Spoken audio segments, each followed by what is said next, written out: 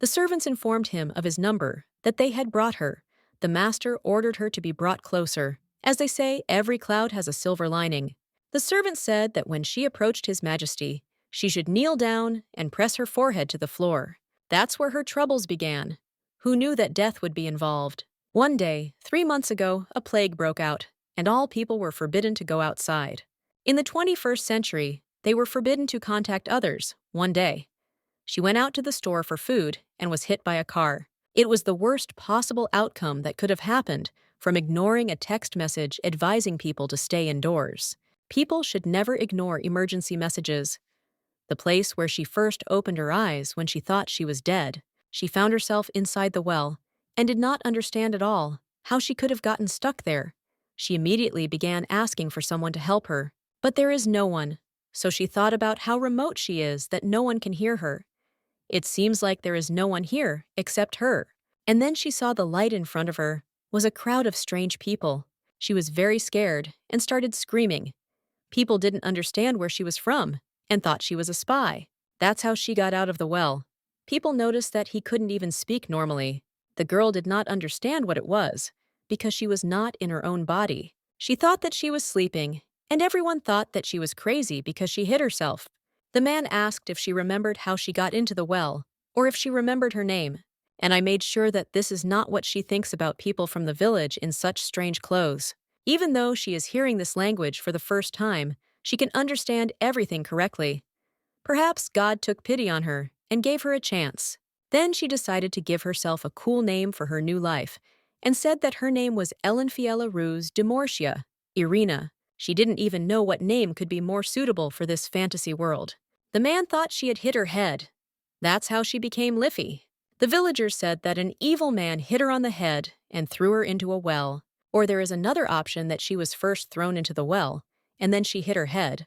But all hypotheses lead to the fact that she damaged her head because she only remembers her name. She was very happy that she had started a new life, but she had nothing to do in the village. But one day she came across a very interesting story. They say that His Majesty Emperor Persilion often sees the princess. It seems he is going to arrange a wedding for himself. The other man thought he was talking about Princess Regina. When she heard their name, she immediately began asking to be told about it too. These two are characters from her favorite novel, the elegant but stubborn Princess Cyril von Regina. And Persilion Eckhart is known as a bloody tyrant, a veteran emperor who was kind and gentle towards the assimilation of a probable woman. These two were truly a fantastic couple made by heaven itself. And to be precise, they were a fantastic couple only in her imagination. To begin with, Persilion X was my main character, and not even a secondary character. The girl really wanted them to love each other. She just liked this couple and their storyline. She is very glad that it got into her favorite novel. Since she knows what she can do now, she asked them all to line up. If they want to hear a prediction, she can help them. In this way, she can earn money. She can predict the future because she knows what the book was about. Because she remembered all the events in the book, she became a fortune teller.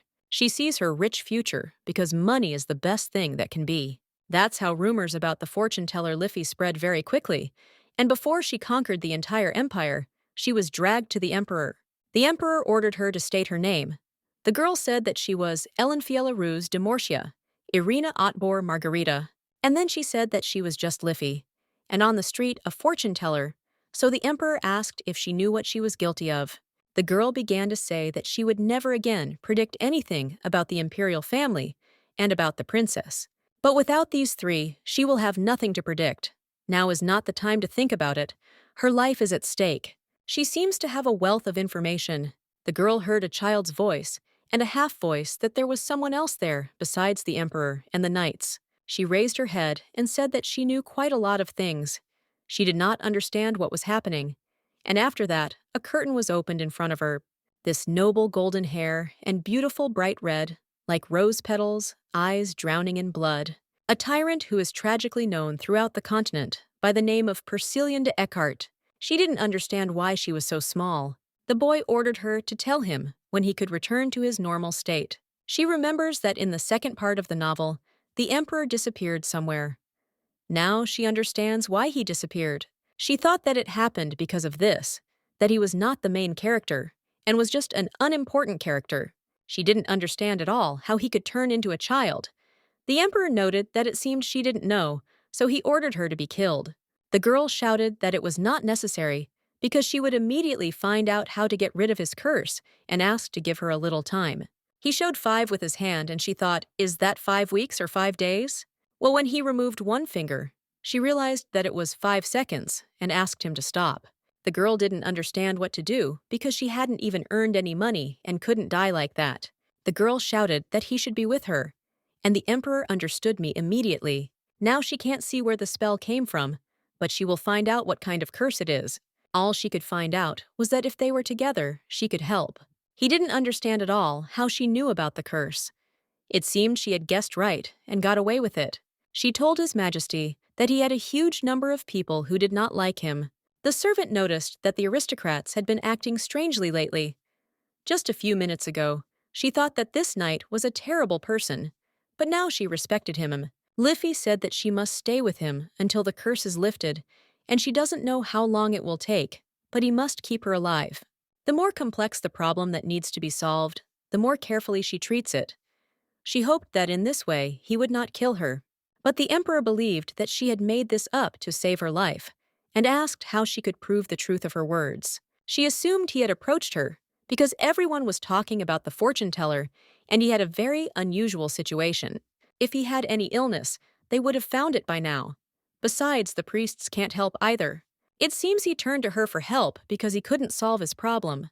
Just looking at those eyes, even as a child, he looks very stern. She didn't even know if she could say that he believed her, looking at this reaction. She needed to consolidate her success quickly, so she said that she actually knew what happened to him with Princess Regina a month ago. Before the princess boarded the ship, he gave her a bracelet with a red flower. He did it to everyone, and the princess gave him cufflinks. She knew this before, but she didn't talk about it on purpose, because she didn't want to talk about his personal life in front of everyone. It was a very secret meeting between Emperor Persilian and Princess Cyril. Only one knight accompanying him knew that the emperor had changed his clothes and left the castle. However, no one could hear the conversation itself, but the cufflinks were undoubtedly very valuable to Persilian. It's all because he's afraid to use them so they don't break. She remembers it clearly because it was her favorite part. The princess accepted his bracelet and said that the flower reminded her of the color of his eyes. And she also wanted to say something else, but the emperor said that this was enough. Liffey thought he was being shy, and thought she didn't know about the part where he shouted for the princess to marry him. It was their last scene together, who would have thought? Because later it would turn into this? Persilian noted that she described the event in great detail. The girl said that in fact all her predictions come true. It was just a clear picture that appeared in her head. And then she noticed that he smiled. This means that he probably won't kill her. Otherwise, he wouldn't be smiling at her. He said straw. The girl immediately said that his faithful straw would be with him, but he didn't understand what straw was. He said he would leave the language then, and she wanted her to tell him when he could return to his body and what she saw about it. She wasn't scared at all and said that she didn't know yet. Persilian said that if it took too long, her future would be bleak. Fortunately, she survived. She thought she would die as soon as she entered your imperial palace, but she was fine. The knight said that he was the only one who knew about the current state of His Majesty, and she was the second person. The girl understood everything, and she was given a room next to the emperor, where Millard explained the whole situation to her in detail. He said that Emperor Persilian had been in this condition for 10 days already, and that all the doctors and priests had come, but no one could help him. But before anyone came to see the emperor, they drank a medicine that erased their memory for 2 hours. There were wizards in the Eckhart Empire, but they did not enter the imperial palace. They were sentenced to death for entering the imperial palace. The ban was not related to the fact that the medicine for memory loss does not work on wizards. In fact, the situation is more complicated. Firstly, Persilian knew how to use magic. He was called the best wizard in the empire, so he could not allow other wizards to treat him. Besides, all the wizards lived in a magic tower, and the tower itself belongs to Archduchess Dipka. Perhaps the Archduchess is behind this situation. That is why the emperor turns to the tower for a bit. When His Majesty became like this, he could no longer use magic, and it was as if he had returned to his 4-year-old age when he still did not know how to use magic. The girl asked when magic awakened in him, and he answered that it was around 9 years old, and then if 5 years passed, it would appear again. Liffey said that the same thing would not happen because she was here to prevent this terrible tragedy. The most suspicious are the Tower and Archduchess Dipke. However, even after 10 days have passed, they are not visible. Perhaps they simply do not know when the curse was supposed to manifest. The government is trying to solve all the issues, but the sudden cancellation of all official events has caused mistrust among the nobility. Besides, they haven't let her speak out loud for 10 days, which she's also already starting to blab about as she already knows, and His Majesty has a lot of enemies. She realized that it was all because of this that the procedure for accession to the throne was violated. Persilian ascended to the throne by killing 4 brothers and sisters. After the former emperor was left alone with Persilian, he suddenly began bleeding and died of cardiac arrest. A throne soaked in blood. This is how Emperor Persilian was described. His Majesty said that there must be some clue in the palace. It seems that this curse was made recently. Perhaps there is something hidden in the palace that enhances the effect of the curse. The girl promised to try to find such a thing. He believed that she might have already noticed something. Liffey said she can't see anything yet. She can't even see within a meter. She didn't understand how this could happen.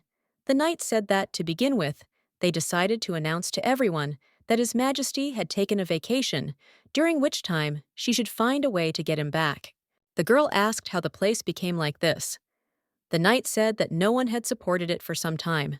Liffey didn't understand why, because this place was very beautiful. It was once the emperor's garden. It is clear that she cannot discuss the emperor in front of the man who is accused of his death. The girl asked what happened, and the emperor said that he just wanted to see what was under the pot. Liffey didn't understand why it had to be broken. Persilian noted that it was clearer that it had already been looked through. If they don't do this, they will waste even more time. The girl understood everything and said that she would help him. But the emperor said that it was his job, and she should look for things with her abilities. Liffey said she would just mind her own business.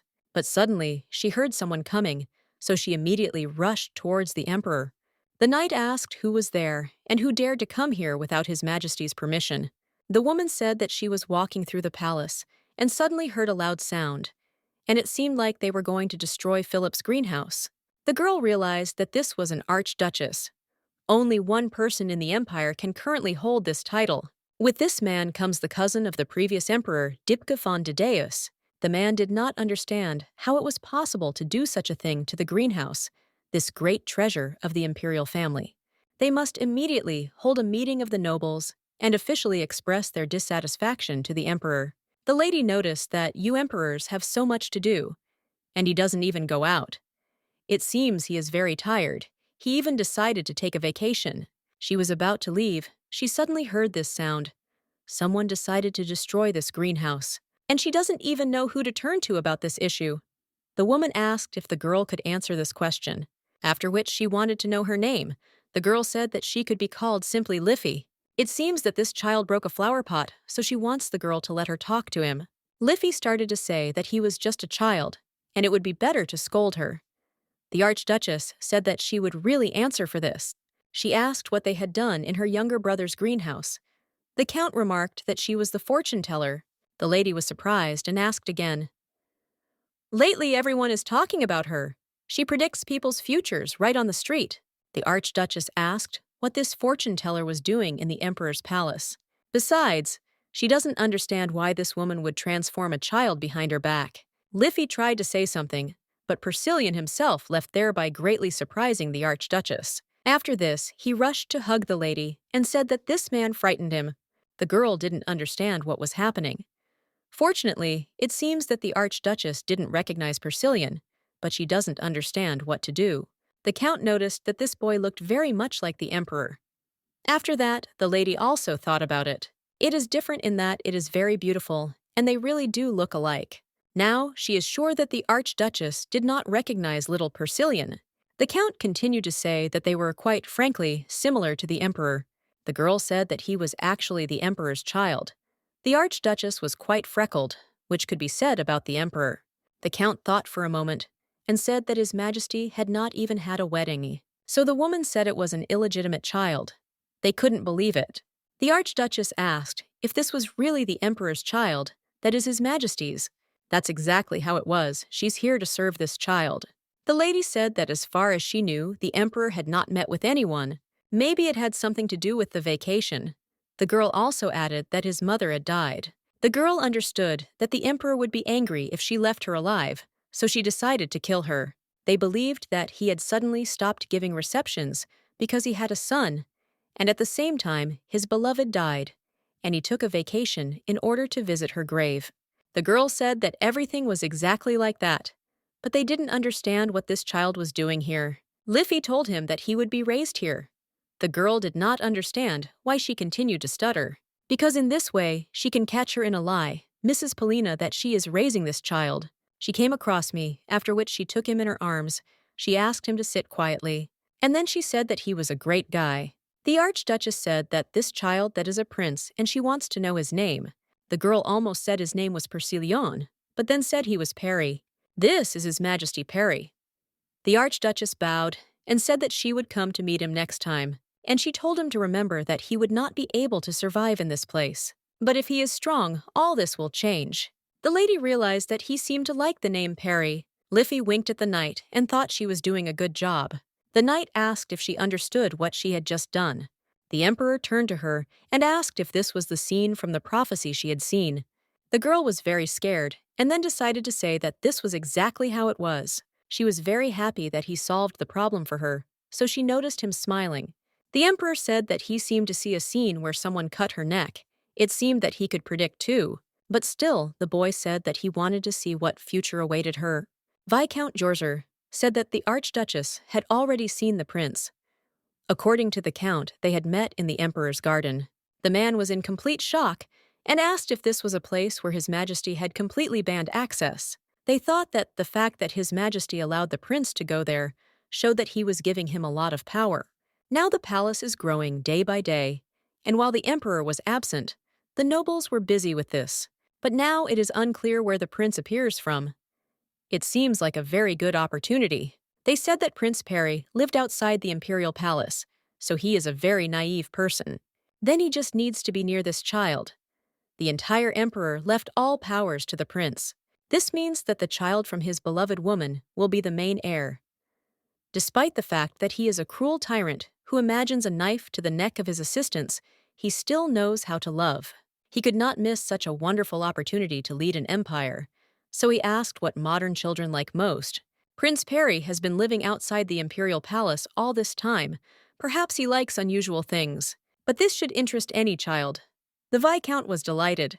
5 days later, the Viscount came and said that he brought a gift for the prince. But the Emperor grabbed it and threw it at the wall.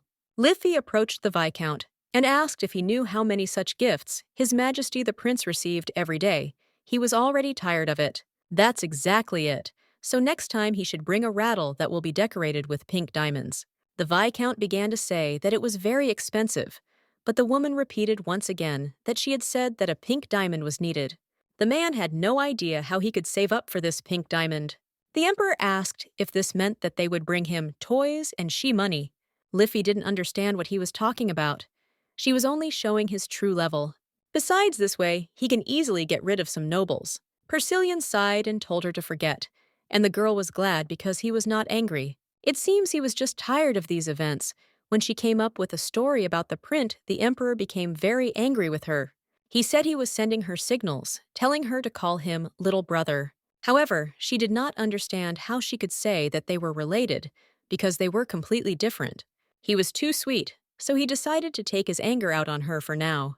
To her surprise, everything began to improve, and no one was surprised by the sudden appearance of the prince. The maid did not understand how they could be so different in the form of a very cute child. Because the prince looked very much like the emperor, everyone trusted him, as it was good that they did not know what the emperor looked like as a child. In addition, thanks to this, because she said that the prince missed his father very much, he was allowed to spend the night in the emperor's room, and now he no longer needs to hide from everyone in the castle. The emperor thought that she needed to sew her mouth shut. However, many nobles still came to the emperor in the mornings. Up until this point, everything was fine, but people were whispering and saying that the prince had a sad fate. He was born thanks to the relationship between his mother and the emperor. Well, when it turned out that the son of a tyrant emperor, his mother was worried that someone might take advantage of this. That's why she hid him away from everyone and the palace. Then the fortune teller Liffey, who was always with them, witnessed her mother's death. Then Liffey couldn't take it anymore and decided that she would bring him to the palace. By the way, this story was not invented by her, but by various servants and nobles. When the count spoke to her, he thought that it was hard for her to remember this. By her silence, she simply encouraged them to believe this. Liffey turned to His Majesty and said that now he did not need to hide, because it had become more comfortable for him. He said that thanks to her, he now has a son. Besides, he had a lover, because of whom he couldn't keep an eye on her. He was still so cute, she couldn't believe it was all because of Princess Regina. The prince did not understand why she remembered this now, but the girl believed that he himself did not know. Persilian said that he and Cyril had similar childhoods, and he felt that they were alike, so he treated her very well. Perhaps after her return, she would be able to help him, as her knowledge and skills were indispensable in difficult situations. The emperor, however, had made it clear that he wished that this child not be involved in matters requiring adult involvement. At first, she was shocked to hear that she was called a child, but after thinking about it, she came to the conclusion that it was a cute nickname that only emphasized their connection. Despite her surprise, she was sure that her views on their relationship were absolutely correct. The emperor seemed to think that she was trying to imply that without the princess's return, she would not be able to solve his problem. This thought troubled him, as time was of the essence. She firmly insisted that it was impossible, but the emperor would not listen to excuses. He reminded her that if she failed, her neck would end up on a separate boat floating far from her body. At this time, the knight brought news of a message from the Archduchess. Her letter could contain important information, and the emperor expected more from it than empty words. The knight briefly explained that the Archduchess had expressed a desire to hold a welcoming ceremony which hinted at the prince's special importance to the court. The knight then advised increasing the number of guards for the prince's safety, realizing that the situation required additional precautions. However, the emperor assured him that his own abilities were more than sufficient to deal with any threat, considering additional measures unnecessary. Millard, however, pointed out that the prince was now officially representing the empire, meaning his safety must be taken more seriously. This idea raised concerns among those close to him. Although the emperor understood her arguments, he still could not get rid of his anxiety. Liffey, observing this situation, believed that Millard was really showing his best side. Preparations for the welcoming ceremony had completely changed the routine at the palace. The servants, including Sir Millard himself, were literally beside themselves with work. When the prince had expressed displeasure the day before, Liffey, with her usual caring nature, had quickly found a way to calm him down. She had gently asked the knight to concentrate on his duties. In adulthood, Persilian was recognized as the best wizard in the empire. However, even then, he had to fight for his place in the sun despite the hostility of the nobility. Now he was just a 4-year-old child who had yet to awaken magic. This fact made him especially vulnerable in a world full of intrigue and danger. The situation required constant protection of the prince. Additional security was inevitable, but it was difficult to trust people to the emperor, which made the choice difficult. The emperor clearly preferred to keep his distance from people. Even in matters of security, he did not want anyone around for too long. Liffey tried to assure him that she would personally undertake to protect His Majesty. Her words sounded sincere, although her anxiety did not escape the attention of those around her.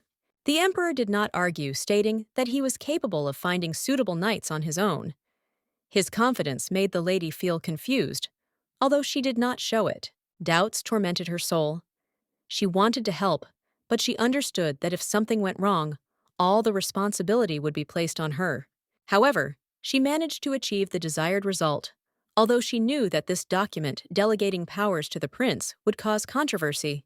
Both the nobles and the common people disagreed with this decision. Many wondered how a child who grew up outside the palace could rule the empire. Before making a formal dissent, the noble council decided to unite. This would strengthen their position in the future dispute.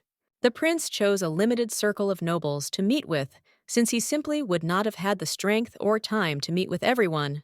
The Archduchess's decision to hold a welcoming ceremony was generally welcomed, as it enhanced her influence in the context of the events. The Archduchess even decided to organize a celebration in the capital, demonstrating her loyalty to the empire and her readiness to support the new heir. However, the true intentions of the ceremony were obvious. Instead of a sincere welcome to the prince, many simply wanted to use his position to take control not only of him, but also of the management of state affairs. Thinking about it, Liffey realized that there was no point in delving into guesses. Now, her main task was to focus on preparing for the upcoming events, in particular, choosing a suitable outfit for the prince. The tailors discussed the color options with the prince. They suggested red, which emphasized his brightness, and blue, which added nobility. They unanimously believed that everything suited him without exception.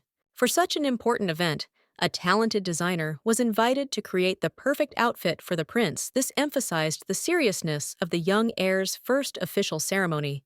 Understanding the importance of the moment, the craftsmen made every effort. They chose the most sought-after specialist, who promised to make the best suit for the prince capable of emphasizing his refined appearance. The designer assured that his appearance would be the highlight of any event. It was important for her not only to create a beautiful outfit, but also to take into account the prince's natural beauty, which made her task both challenging and exciting. People often ask the lady's opinion about the outfits, but she admitted that it was difficult to make a final choice. Her attention to detail underscored her affection for the prince and his status. As one of his guardians, she spent much time with him, a role she found comfortable in, as she saw it as an opportunity to guide the prince and protect him from palace intrigue. The prince, however, expressed dissatisfaction. He did not want to look cute, but the lady explained that cuteness was not a weakness, but his strongest weapon in the fight for survival. She put a cute little bow on him, which made everyone around him delighted. His appearance with fluffy hair, snow-white skin, and ruby eyes literally enchanted everyone. Looking at him, one could think that he was a real angel. Even the discontent that could be read on his face only added to his charm and made him even more attractive. The emperor, noticing this scene, became angry. He asked her if she considered him a toy and expressed dissatisfaction with the way his son was treated, as if he were a doll. Liffey seemed oblivious to his anger. She admired the prince's beauty, finding his comeliness and grace worthy of praise. To her, he was like a living doll, evoking tenderness. Her desire to dress up the prince was becoming almost uncontrollable. She could hardly restrain herself from offering a few more decorations, but she knew that she had to know her limits. The prince, tired of her enthusiastic comments, threatened to throw her out. However, Liffey firmly declared that she would stay until she found the perfect ribbon for his image. The emperor was skeptical of her words, noting that it clearly had nothing to do with her predictions. He looked at her with bewilderment. Liffey tried again to explain that his good looks could be an important asset. The prince, however, categorically rejected this idea, not understanding why it was necessary. Liffey insisted that being pretty evoked protective instincts in people, a trait that could have played a key role in his safety amidst the intrigues of the palace. She gave the example that even such powerful creatures as elephants consider humans cute and rarely attack unless they feel threatened. Thus, cuteness is not a weakness, but a defense mechanism. The prince, despite her arguments, saw no benefit in this. But Liffey reminded him that many now wanted to take possession of him in order to use his status to rule the empire. She added that his good looks could be the key to protecting the throne. Not only would it help him repel attacks from enemies, but it would also help him win sympathy both within and outside the empire. The emperor lost his patience. His anger reached its limit, and he ordered Liffey to leave the room immediately, not wanting to listen to her explanations any longer. He did not understand her words, considering them absurd. In irritation, he demanded that she shut up and leave, leaving him no reason for further conversation. The emperor sarcastically remarked that her mouth was nothing but trouble. Liffey apologized, but insisted that she was telling the truth, even if it seemed strange. His bewilderment grew. He had no idea where she got these ideas from and why she considered them important for their current situation. Liffey, seeing his lack of understanding, explained that she had graduated from the Faculty of Lithology, hoping that this would add to her authority. However, her words only confused the emperor more. It made her nervous. She saw something in his gaze that reminded her of an abandoned kitten, and it made her feel genuine pity. Liffey noticed the jewelry that had been brought for the prince. It looked surprisingly cute, emphasizing his status and special role in the empire. She asked who exactly had brought these decorations. One of the maids raised her hand sheepishly, accepting her praise. Liffey gestured approval, which confused the maid even more. There was an inexplicable connection between them that seemed significant to Liffey. The emperor could not stand it any longer and demanded that both women leave the room immediately. His irritation was so obvious that they hastened to carry out his order. A few days later, the long-awaited moment arrived. The ceremony that everyone was waiting for, except Persilian himself. It seemed to him that it was just a formality, but for those around him, the event was of great importance. The ceremony officially began, and everyone headed to the venue. The palace had been in perfect order for the last 10 days, as if it was preparing for the coronation of an emperor and not for welcoming a young prince. The preparations were grandiose. The court servants thought out every detail with great care to make the event look flawless. This created the impression that the prince was already being considered as the new leader of the empire. Among the nobles who gathered for the ceremony were representatives of two opposing camps. Some wanted to weaken the influence of the imperial power, while others, on the contrary, considered it their task to strengthen it and support the dynasty. Despite the disagreements, everyone understood that a successful welcoming ceremony could be a tool for strengthening the emperor's authority. Therefore, even the family's opponents considered it necessary. One of the knights suggested that the prince use the event to find loyal allies among the guests, but Persilian immediately rejected the idea, seeing no benefit in it. Liffey wondered why he was doing this. She believed that improving relations with the nobles could help the prince strengthen his position in the empire. The emperor's distrust of the people became obvious.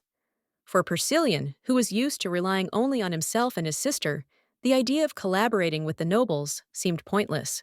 As a child, he was forced to live in isolation, and later, his magical abilities allowed him to cope with any threats alone.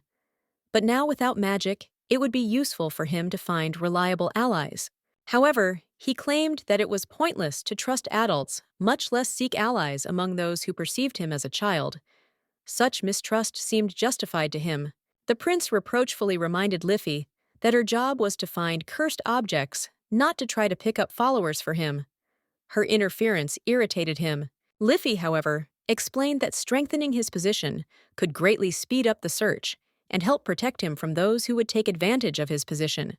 At this time, one of the men approached the prince, offering a small gift in honor of his first official appearance at the palace. The prince was surprised, as he did not consider this day to be special. He noted that gifts were usually given on birthdays or special occasions, but not at events like these. However, the man insisted that it was just a sign of respect. Persilian reminded that even a small gift creates certain obligations. The man, smiling, assured that he only wanted to express support and recognition of his high status. Liffey watched with interest, gauging the prince's reaction. Her thoughts returned to how his good looks and confident demeanor could be a powerful tool of influence. The guests admired his natural nobility. Many said that if the crown prince always behaved like this, the empire would prosper even more. Some recalled how Persilio became emperor at the age of 21, taking on enormous responsibility and earning a reputation as a tyrant. For them, he was a symbol of strength and determination. Finally, the Archduchess entered the hall to formally greet the prince. Her appearance attracted the attention of all those gathered. Since Persilian was still a child, the role of mentor and assistant was assigned to the Archduchess. This seemed a logical decision in the eyes of the courtiers. The woman apologized to the prince for not being able to properly express her respect earlier. Her words were full of sincerity and warmth. Persilian replied that he saw nothing wrong with it, and that she should not worry about such trifles. His calm seemed almost adult. The Archduchess noticed that the boy had a heavy burden to bear. She understood how difficult it was for him to be without support, especially after his mother's sudden departure. Her words touched the prince's sensitive side. He had lost not only his mother, but also his father, who had left the palace, leaving him alone. These memories made him think. The Archduchess, noticing his sad state, expressed her willingness to help. She emphasized that if he had any difficulties, he could always turn to her for support. After all, they belonged to the same family. This is undeniable because Deepki was the sister of the former emperor. Thus, Prince Peri is her direct relative. Moreover, if we consider their family connection, it turns out that the Archduchess is his grandmother. Realizing this, the prince smiled warmly and sincerely thanked his grandmother. However, he assured her that he was capable of dealing with his difficulties on his own. She was grateful that he had addressed her so kindly. The Archduchess added that if he still needed help, he could always count on her. The prince noticed that his grandmother was a reliable person, capable of supporting him in difficult moments. However, he was sure that her words were directed more at his father. She often said that, in order to survive in this world, a person must be able to cope with difficulties on his own, relying only on his own strength. The Archduchess reminded that being born into a noble family is a privilege that should not be missed. Such a family provides many opportunities, and one must know how to take advantage of them. She also warned him that if he did not become strong, life would be extremely difficult for him. Her words sounded harsh, and it made it difficult for the prince to breathe. In response to her admonitions, he promised that he would try his best. To this, she confidently said that she believed in him and his abilities. Persilian admitted that he felt slightly dizzy when he met the Archduchess. Her grandeur made a strong impression on him. Liffey, hearing this, advised him to look at her, but as soon as he looked, his head began to ache even more. She immediately understood what was going on and asked the maid to bring her some cool lemonade. She claimed that it was the best cure for a headache. Liffey explained that lemonade acted as a medicine and asked His Majesty to try it. She confidently offered this drink as a solution to the problem. Meanwhile, her attention was drawn to Sir Millard, who looked extremely upset. Liffey tried to understand what could have upset him so. The Emperor, noticing his condition, asked what had happened. The Sir told him that one of the escort knights had injured his leg after falling down the stairs. According to him, the knight could no longer accompany His Majesty, so he was sent back. However, the knight insisted that it was only a slight sprain of the ankle. He begged to be allowed to continue his duty. The Emperor noticed that the knight had changed his sword. During the day, he had another one, which raised questions in the ruler. The man didn't understand what was being said. Since he was carrying the same sword, Liffey didn't notice anything strange either, since the weapons seemed identical. Despite his doubts, the Emperor agreed to his request, for which the knight immediately began to sincerely thank him. The Emperor ordered the knight to be quiet, but Liffey noticed a strange expression on his face, as if something was bothering him. The girl began to suspect that something serious had happened.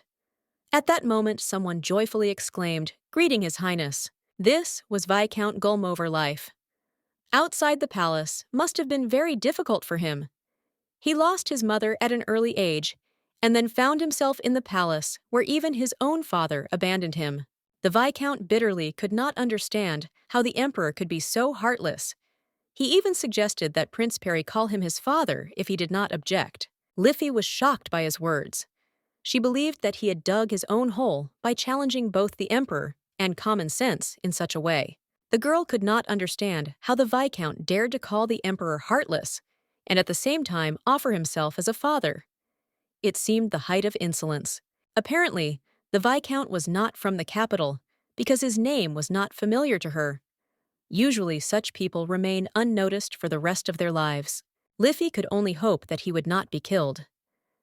The Viscount continued to say that his father had neglected him too, and that he understood the prince better than anyone else.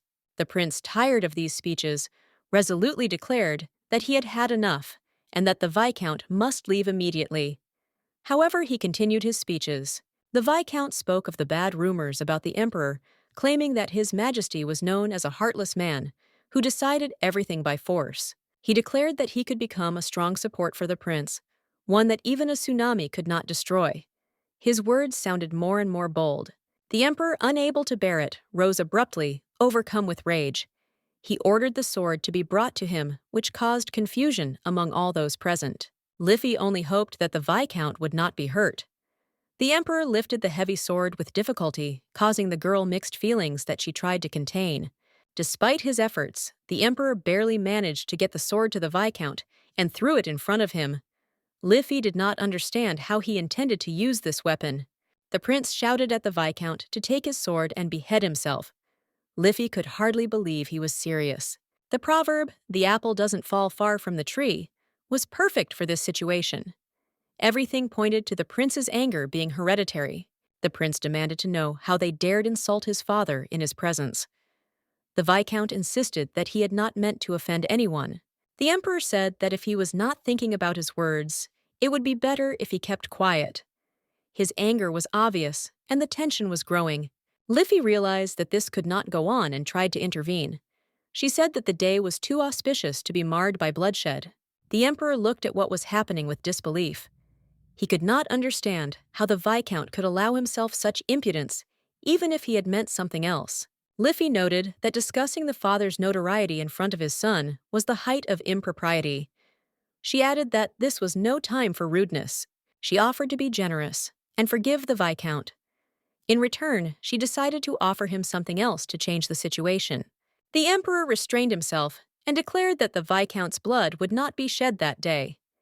He generously pardoned him, which surprised everyone. However, he added a condition.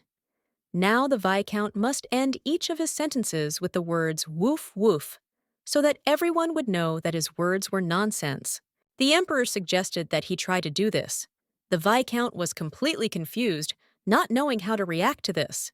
The prince asked if he understood what he had been told.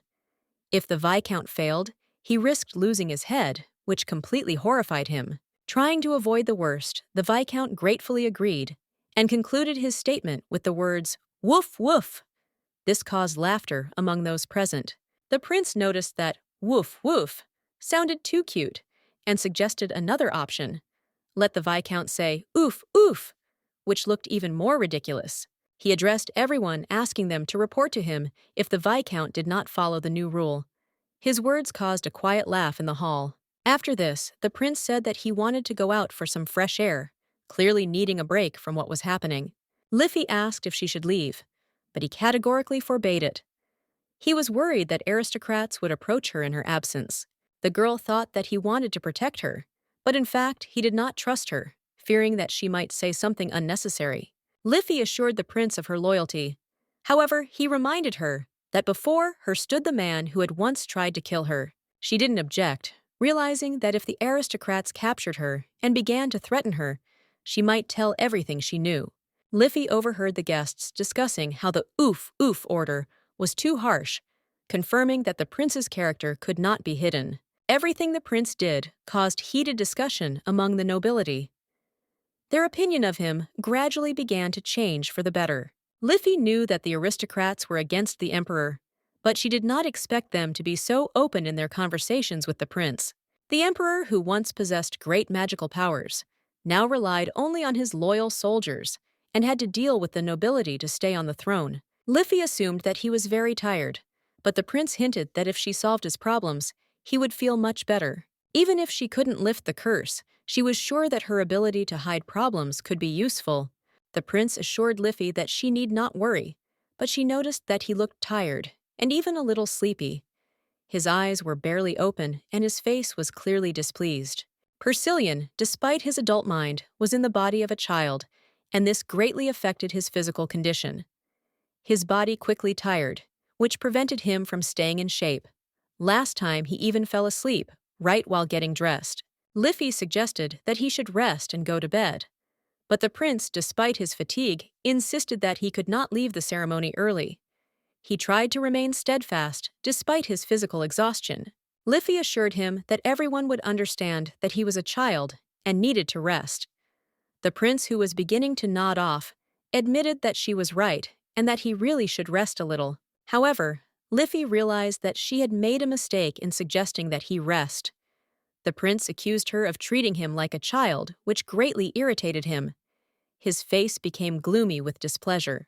Liffey was surprised by his anger because he was barely able to stand on his feet and was almost falling asleep. Then she suggested that they go to the room together so that he could rest in peace and not subject himself to unnecessary stress. Liffey added that if he was having a hard time, he could lean on her, but the prince considered her words unnecessary and arrogant. He sharply replied that he did not need her help and could cope on his own. The girl, sincerely trying to help, was confronted by his sharp remark that even her look seemed arrogant.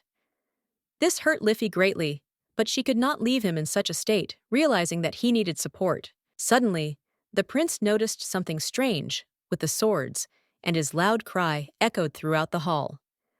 In the blink of an eye, an explosion occurred, shaking the entire atmosphere. The blast wave covered everyone present, causing panic. The knights immediately began shouting for everyone to be careful, but Liffey grabbed the prince and covered him with her body. She risked her own safety, hoping that she could protect him. Perry, furious, shouted that Liffey was an idiot, and she realized that things could have ended badly. He said that she was crazy for trying to protect him when she could have gotten herself hurt. The prince continued to shout that Liffey was acting as if she didn't want to live anymore.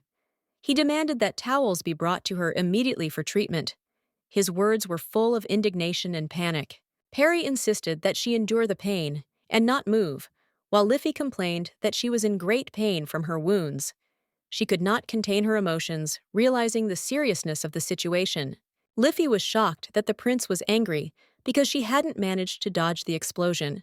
She didn't understand why he was so irritated by her reaction to danger. One of the knights, in despair, said that the explosion was caused by a precious stone in the sword's hilt.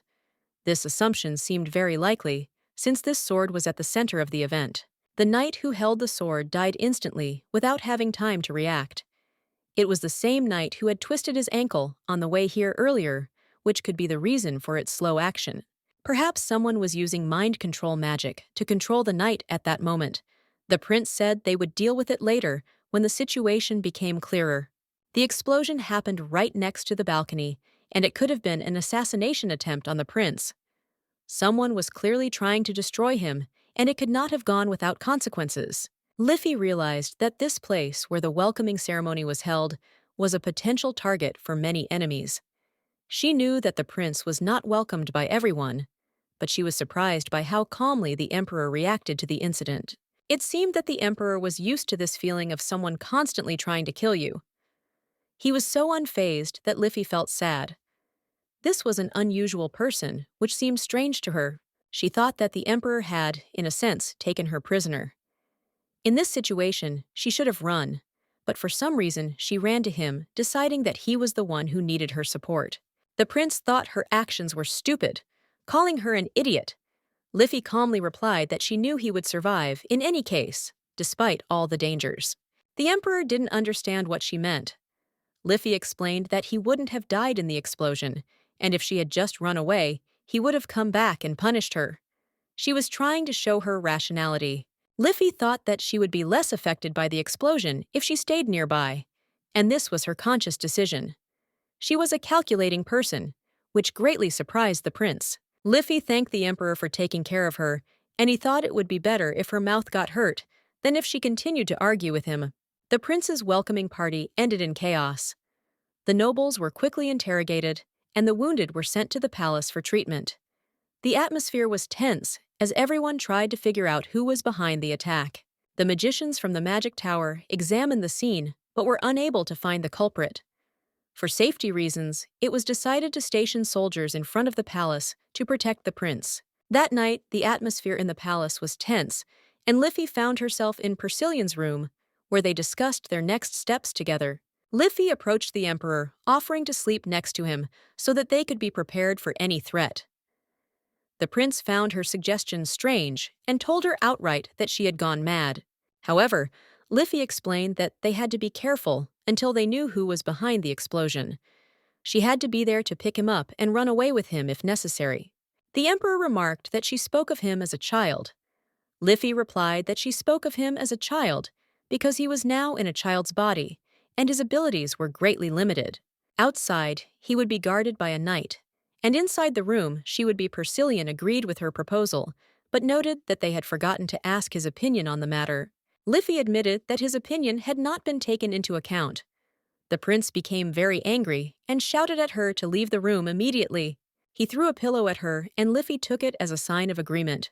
She knew his anger was stress-induced, but she decided to stay by her side anyway. Liffey reassured him that he shouldn't worry. She could run fast and reminded him of how she had saved him a few hours ago using her speed. She was hurt, but she survived. The emperor was truly angrier than usual, and his anger only added to the tension of the situation. The prince promised that if she got hurt again, he would definitely heal her. He didn't want her to suffer, but her life should not endanger him. A little later, the emperor was informed that the mages had arrived. Someone immediately told them to quickly start treating Liffy. However, they were here to investigate who was responsible for the explosion. The prince, hearing this, shouted that the magicians should have been doing the healing first, not looking for the culprits. He couldn't understand why everyone was so worried about the investigation. The mages began to apologize to the prince. Liffy was not mortally wounded, but she needed attention, and soon 3 wizards began to treat her. The prince warned Liffy that if something like this happened again, she could die. His words were full of seriousness and anxiety. He could not allow her death. Liffy promised that she would try not to die, because she and Prince Perry were one. This was an important promise to her, which she gave him as a sign of devotion. Liffy knew that rumors had spread about her secret ability, and if the emperor was in danger, she would be the first to be taken away and then tortured. But she didn't really care about her life. Liffy wasn't worried about her life because she was more worried about Persilion. She was ready to protect him at any cost. She could also count on the escort of Sir Millard, the prince's trusted man, who would be with her in any situation. Liffy was more worried about the prince they were trying to kill than about herself. Everything that was happening seemed too cruel and disturbing to her, for Persilion attempts on his life were commonplace. Liffy felt sad, realizing how accustomed the prince was to such attacks. Liffy said she would sleep next to him, holding his hand so she would be ready for any action. She promised she would not inconvenience him. The prince believed that she was there to protect him, but he was also sure that he would eventually wake her up if necessary. Liffy replied that if he felt threatened, he could simply squeeze her hand and she would wake up instantly. She was confident in her reaction to danger. The emperor was surprised, asking how she knew he was such a light sleeper. Liffy replied that she had read about it in a book and had noticed his habits. Persilion was indeed a very light sleeper. Liffy thought it was due to the constant attempts on his life, and she realized this by observing his behavior. He asked her why she had brought the book with her. Liffy replied that her only purpose was to be there and prepared for any changes in the situation. Liffy said she would sleep next to the bed so she could hold his hand. She hoped it would bring at least a little relief. She turned off the light and was about to go to bed, but the prince stopped her. He told her to go to bed with him, since the bed was big anyway. Liffy said she was a woman of good principles, but the prince insisted that if she didn't stop talking nonsense, she would be thrown out at once. She was surprised that her proposal had caused such a reaction. Persilion had always been cautious, and she understood that. He suggested that she join him on the bed. Liffy, of course, agreed, realizing that they both needed protection. The prince said that if she continued to behave strangely, she would be banished on the spot. Liffy knew he was serious. Liffy was upset, but she decided not to argue. She had her own opinion, but she tried to understand his feelings. She extended her hand to him and asked him to take it. She was ready to be there, but the prince was determined. The emperor said that she had better remove her hand because if there was danger, he would wake her. He did not want her to risk her safety. Liffy was very upset, but she still decided to reach out to him. Her desire to support him was stronger. He told her to take her hand away because he wasn't going to hold it. Liffy felt her feelings cool at his words. Liffy said that if there was danger, he could easily wake her. She hoped that this way he would not feel lonely. Persilion again demanded that she not speak to him, as if he were a child. He was not pleased with her concern, but he understood her intentions. Liffy replied that she was well aware of his weaknesses and was ready to support him if he felt the need for help. She was sure that she could be there when he needed it. The emperor, asking who would be next, waited for an answer. Liffy reported that Count Massens had arrived with his daughter. She added that they were both already in the hall and ready to meet. The gentleman sternly told her not to laugh, expressing his displeasure. He was extremely upset by her behavior and emphasized that such a manner was inappropriate in this context. Liffy couldn't understand how one could not laugh, because people often come to them with children who are barely 4 or 5 years old, and their behavior always causes surprise. A few hours ago, an aristocrat had been in his presence, who had come with his daughter Liffey, wondered why the child was here and what was going on with this society. Liffey didn't understand what exactly the child was doing in such a place, and wondered if maybe she had misunderstood something or if something unusual had happened. The gentleman said that as the prince might notice this girl was perfect for him, perhaps they would have a future and become a couple who knows what time will bring. Liffey knew she shouldn't laugh at this, but it was hard not to. The man was talking about how the girl and the prince could make a wonderful couple. At the ceremony, the prince showed himself to be a smart and respected person, which left a positive impression on all the nobles. This caused them to have a common goal and desire for a certain result. And of course, all the nobles were thinking about the wedding. Many people came to him, and Liffey, unable to help herself, often laughed, watching what was happening around. There were several such encounters after that, and Liffey had a hard time holding back her laughter, which made each new event even more difficult for her. But she still managed to control herself. Count Mossens had risen from a simple knight to a commander-in-chief in the past, and perhaps his experience could help in the current situation, although it was difficult to hope for that. The prince explained that the count was one of the archduchess's servants, and therefore he would not be able to help in their case. This put an end to further expectations and worries. The explosion at the ceremony remained unanswered, as no one could accurately identify the culprit. The knight who carried the explosives died right on the spot, without having time to explain anything. The emperor's guard consisted of only 3 men, including Sir Millard, and the knight who had blown himself up. This made it impossible to conduct a full search of the area at that moment. It seemed that this knight who was watching what was happening on the street was at an important meeting, and now the question remained as to who he could meet at such a moment. The main problem was the shortage of troops, and Sir Millard felt a great responsibility for security that day. This played an important role in the subsequent developments, so he began developing a strategy to create a full-fledged bodyguard who could guarantee safety in such important situations. To this end, he created a special test of physical strength, believing that a knight with good skills was trustworthy in matters of security. The count was due to arrive soon, and Liffey reported that there would be a 5-year-old girl in the room this time, which made her think again about what was going on.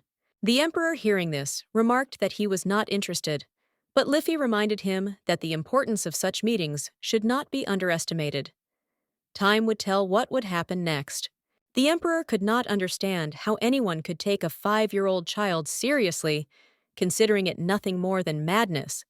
Liffey in turn reminded him that he himself was only 4 years old.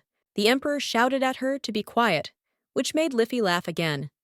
Her laughter was due to his displeasure, and the fact that she didn't immediately understand what he was trying to say. His diction was very bad, and when he again told her to be quiet in an irritated tone, Liffey couldn't help but smile. He was upset by her behavior. He warned her that if she continued to laugh, she had better rest. Liffey said she was not tired at all, but he said the wound was not healing so quickly. Persilian repeated again that despite any magical means, the wound does not heal instantly, and magic cannot work miracles, as many think she should not rely on its miraculousness. Liffey, despite his words, felt safe knowing that he was secretly guarding her. It gave her confidence that everything would be all right. He told her to be quiet, and when someone knocked, Liffey allowed them in. It was a man and his daughter who came in to greet the prince. The man thanked them for coming all the way to come, and expressed his appreciation for the attention they had shown him. The girl, seeing the prince, was very embarrassed, and Liffey immediately began to smile, trying to ease the atmosphere. It was quite touching and awkward at the same time. Liffey, seeing the girl's reaction, turned to the prince, and smiling said that it seemed the girl had fallen in love with him. She noticed her shyness and embarrassment. The prince, showing no interest, said he was not interested. The count, noticing his daughter's reaction, added that they were very worried about her, but fortunately, the prince looked well. Suddenly, the girl hit the table, and her face contorted in pain. Her father immediately asked if she was okay, trying to calm her down. The prince remained indifferent, and the girl became even more embarrassed by his lack of attention. This made her feel even more awkward. Daisy, despite her efforts, could not attract the attention of the prince. She tried in every way to show that she was trying, but her efforts did not bring results.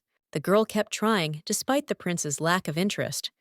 She genuinely wanted him to notice her, even though it seemed impossible. Unlike the other little girls, Daisy was much calmer. The previous little miss was very strange, and her behavior was only a distraction. Despite all her efforts, Daisy could not win the prince's attention. He remained completely indifferent, and she felt more and more disappointed. Liffey, noticing her disappointment, suggested that the girl try to choose which cookie tasted better. She tried to encourage her so that she would not lose hope. Liffey replied that chocolate chip cookies tasted better because they were sweeter. This suggestion lifted her spirits, and the girl calmed down a little. The girl, still confused, turned to His Highness, asking which cookie was best. Someone present told her to choose any, which only made her choice more difficult. The girl insisted that unless the prince told her exactly which cookie was better, she would refuse to eat it. She was stubborn and was not going to give in. Her father told her not to be capricious and to eat any cookie, but the girl continued to insist that she would not eat unless the prince said his opinion. The prince, realizing that she would not back down, agreed and told her to eat the chocolate. The girl immediately became happy and beamed with happiness. The girl tried the chocolate chip cookie and then took a piece for her father.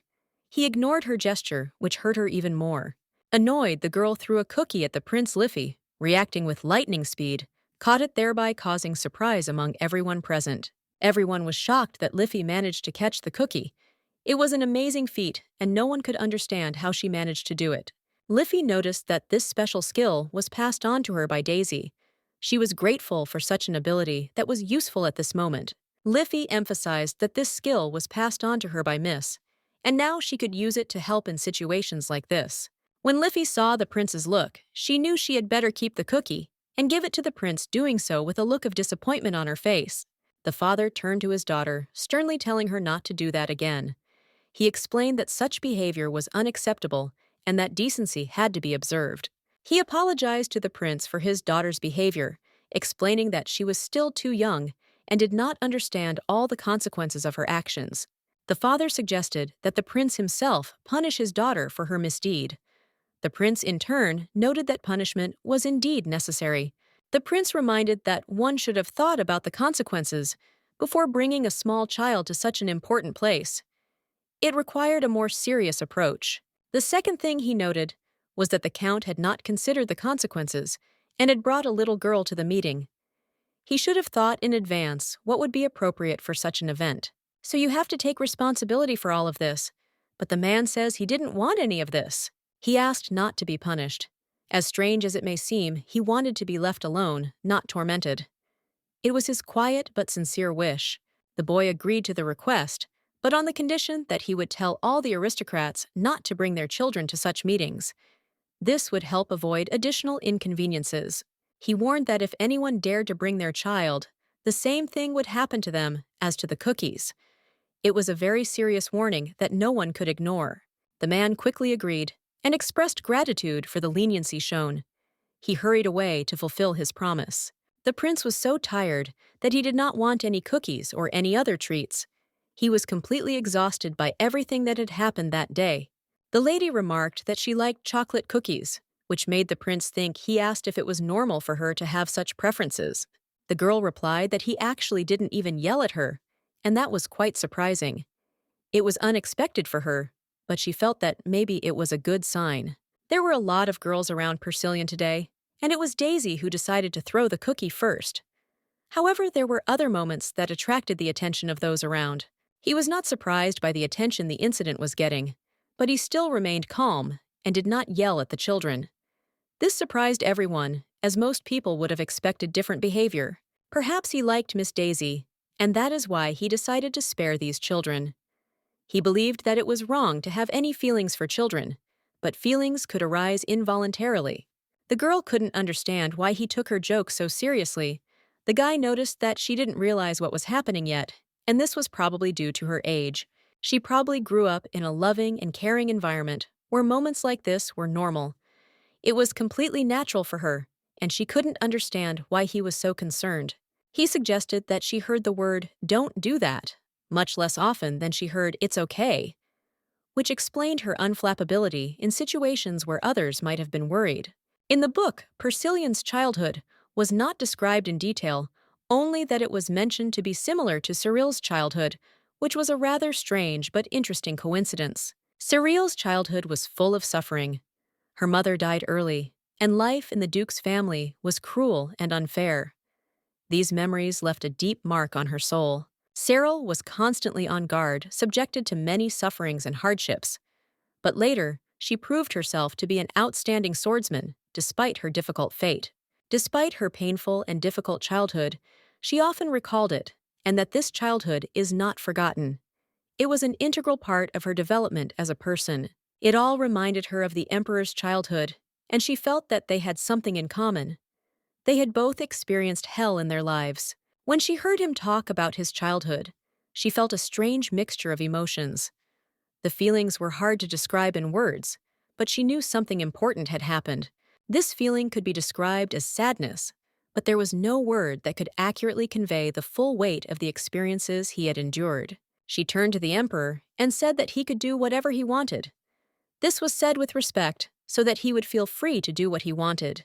He could throw cookies, or even something else, if that's what he decided. She didn't mind, although such frankness was a little strange for her. The emperor, not without humor, asked if this meant that he could do whatever he wanted. His question was light and playful, which somewhat softened the situation. Perry began to smile more and more often, and she felt as if she was somehow responsible for his laughter. It made her happy, but at the same time, it made her slightly uneasy. She replied that, yes, if that's what he wanted.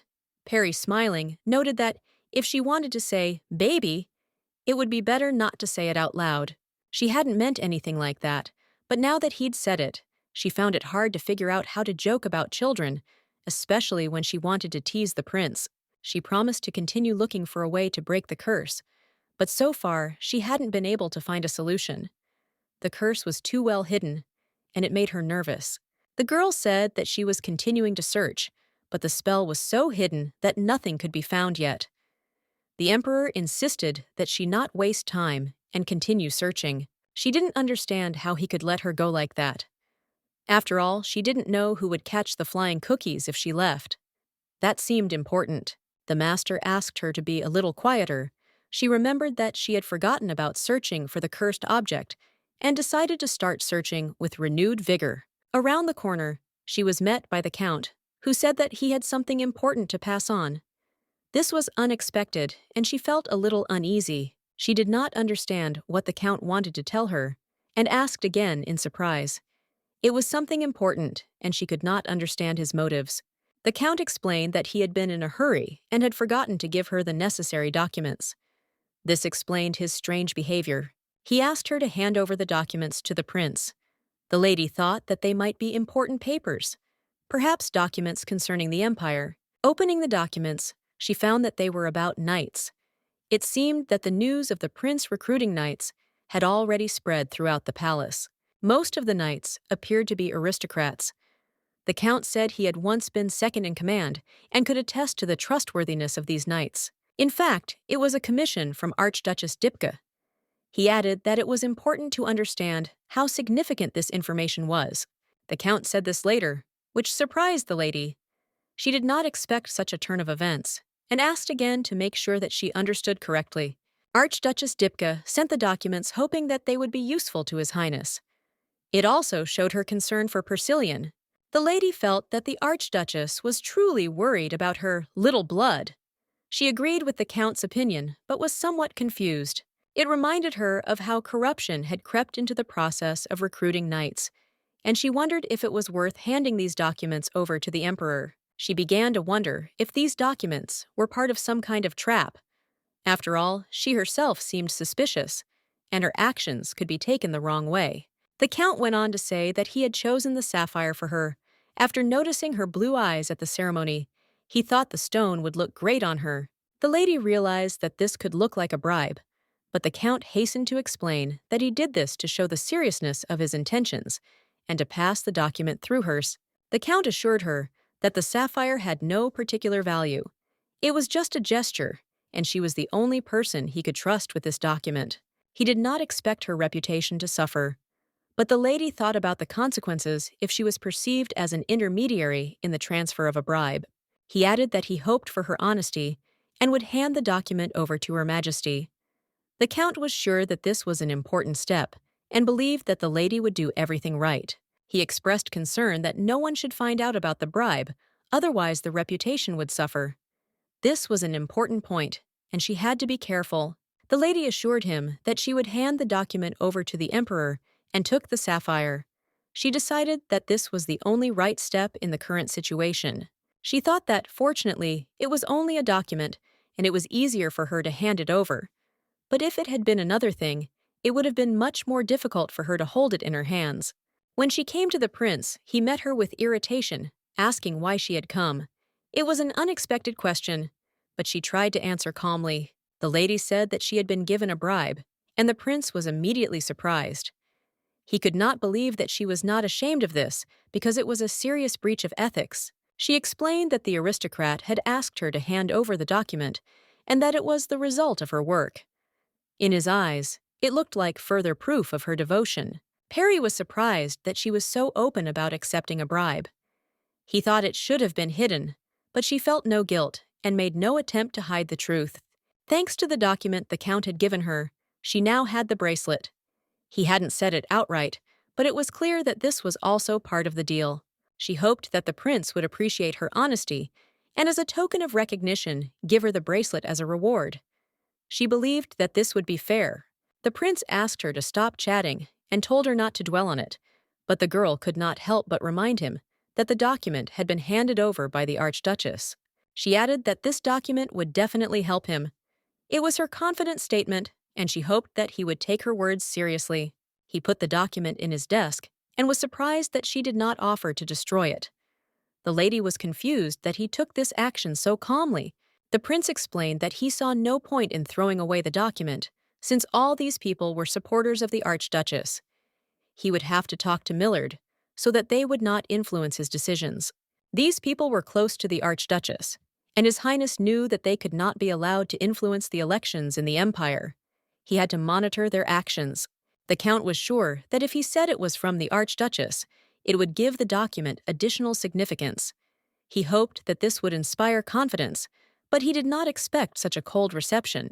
This in turn gave him the opportunity to pass the bribe through her. He quickly realized that directly handing over the document would be strange, and decided to use her help. The lady felt that she had helped him, but she was still confused. She was not sure that she had done everything right, but she hoped that it would help. The prince said she should return the bracelet. However, he later added something that made her think maybe she should keep it, but she wasn't sure. It was not an easy decision. She knew that if word of the bribe spread, it could seriously damage her reputation, and she could not allow that to happen. If she really continues to accept such things, it could jeopardize her relationship with the prince. He said that if she does not return the bracelet, the consequences will be severe. She decided to return the bracelet immediately. It was the right decision, and she didn't want anyone to doubt her integrity. Those difficult days were spent thinking about the best course of action. She realized that if she had not told about the bribe, everything could have ended much worse. However, the prince did not even appreciate her efforts. This disappointed her, but she still could not allow herself to run away from him. She knew that if she did, she would be immediately followed. She couldn't afford to give up. She had to keep working no matter what the difficulties. The prince couldn't stay so strict and merciless forever. This can't go on, she thought, deciding that something had to change. She walked into the maid's room, where the girls looked at her in surprise. They were preparing to cook something for the prince and offered to help her. She decided that the best way to deal with the situation was to feed him tasty food like a naughty kitten. The imperial servants treated her favorably as a street fortune teller. They got used to this nickname, which aroused everyone's interest, and no one can remain indifferent when they notice that someone has the ability to see the future. This caused the lady many questions, and one of them concerned the choice of a dish for the prince. She asked with interest what they were planning to serve this time. The maid replied that they had planned to start with simple cookies, but immediately expressed concern. His Highness had shown no interest in this delicacy at all lately. This created certain difficulties. Looking at Liffey, the maid noted that they had arrived at the palace together. In her opinion, this meant that Liffey could offer something suitable, since she probably knew His Highness's preferences. Liffey, a little nervously, nevertheless shared her thoughts. She suggested that the prince's tastes were similar to his father's preferences. Therefore, perhaps it would be worth preparing something from the emperor's own favorites. Liffey also suggested finding out what the emperor himself was cooked in his childhood. The maid mentioned her aunt, who once served here, but unfortunately, she did not retain memories of such details. The maid recalled that, after the awakening of magic, His Majesty spent all his time in the tower. In this isolation, according to her, he grew up, which left its mark on his habits. Persillion's magical abilities awakened at the age of 9. The maid was surprised to learn that he had never had tea with desserts before, which seemed unusual to her for a child.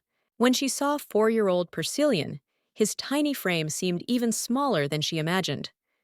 She assumed it was due to an unbalanced diet, although there could have been another reason. Perhaps he simply could not eat properly. However, the maid expressed her joy that His Highness was now in the palace. She hoped that their shared tastes would help them choose suitable desserts for him. Perhaps with the return of their appetite, they would be able to please the prince. She was worried about His Majesty's condition, especially before his departure. The atmosphere was rather tense, and in order to understand the reason, she cautiously inquired what had happened. The maid hastened to assure that nothing special had happened. But despite her answer, the girl felt a certain reticence, which only increased her suspicions. Besides, Millard had hinted at something similar at the time. He mentioned that the behavior of aristocrats had changed, recently becoming somewhat strange and unpredictable. One possible reason for this could be Princess Cyriel's departure from the Empire. Everyone wondered what mission required her departure, causing many conjectures. The maid tried to explain that none of this mattered, but suddenly something unexpected happened. The flower flew into the air, scattering like a smokescreen. The girl, not understanding what had happened, began to ask questions. But because of this cloud of torment, the maid exclaimed that she gave up and no longer tried to justify herself. Her words sounded with slight anxiety. She was worried about the prince because at such a young age he found himself in difficult circumstances that required special care and attention. She sincerely hoped that the lady would be able to do everything possible to feed His Highness. At such an age, proper nutrition plays a decisive role. The girl was aware of her responsibility as the main protector of His Highness. When she asked for more details, the maid honestly admitted that she did not know all the details. However, to avoid misunderstandings, the girl decided to agree to the task. She promised to look after His Highness and make sure that his diet was always complete and balanced. Later, she went to see the emperor, who, to her surprise, was completely immersed in work. This made her slightly worried about his health, but she decided not to interfere right away, but to choose the right moment to talk. Thinking of a way to get his attention, she cleared her throat, signaling that she had not come empty-handed. She brought food, noting to herself how unusually bright he looked, as if he were radiating an inner light. She explained that she had brought the finest dessert prepared with special care. She mentioned that the chefs had taken into account all of His Majesty's preferences to achieve the perfect taste and texture. However, the emperor looked at her with incomprehension, as if trying to guess the reason why she decided to treat him. Then the girl admitted that she herself had a hand in preparing the dessert. For a moment, Persillion, whom everyone calls Prince Perry, doubted her sincerity and thought that the dessert might be poisoned. Her indignation at this suggestion was so strong that she barely kept from screaming. Seeing his distrustful expression, she firmly stated that she had not added anything extra to the dessert. Her honesty was obvious, but Perry was still in no hurry to relax. She explained that the entire palace was worried about his refusal of desserts. The servants were making great efforts to guess His Majesty's tastes and please him. However, the emperor himself considered this simply part of their duties.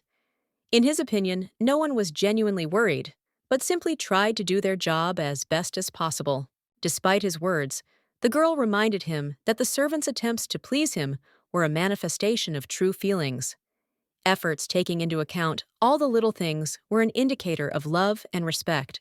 She noted that love is attention to detail. Even if he does not notice it, he is truly loved and everyone in the palace cares about him. She didn't understand why he was so sensitive to kindness and distrustful of any manifestations of warmth. This surprised her and made her slightly sad. Watching him turn away from the tray of delicious dessert, she was sure he was doing it reluctantly. His behavior was mysterious. She was reminded that if he continued to eat poorly, he might stop growing to this. Perry, already tired of such remarks, categorically stated that he had already grown up. And he added that if she wanted to continue talking such nonsense, she could at least bring him papers for work so as not to waste time. She wondered if perhaps she should eat the dessert herself to save them the trouble of tasting it. But then their efforts would be wasted, and the taste study would fail. However, unnoticed by her, he did try the dessert. She caught it only out of the corner of her eye and decided to turn around so that he wouldn't feel her gaze on him. The girl felt a strange satisfaction, as if she had managed to feed a wild cat that had not trusted anyone for a long time. He noted dryly that she brought the food rather quickly, as if noticing her efforts. The girl noticed that he tried the choux, an elegant choux pastry with a crispy shortbread crust. A slight smile lit up her face. She decided that she would definitely ask Sophia to make choux next time. It seemed to be the only dessert he liked. After some time, the girl remembered another story connected with the emperor.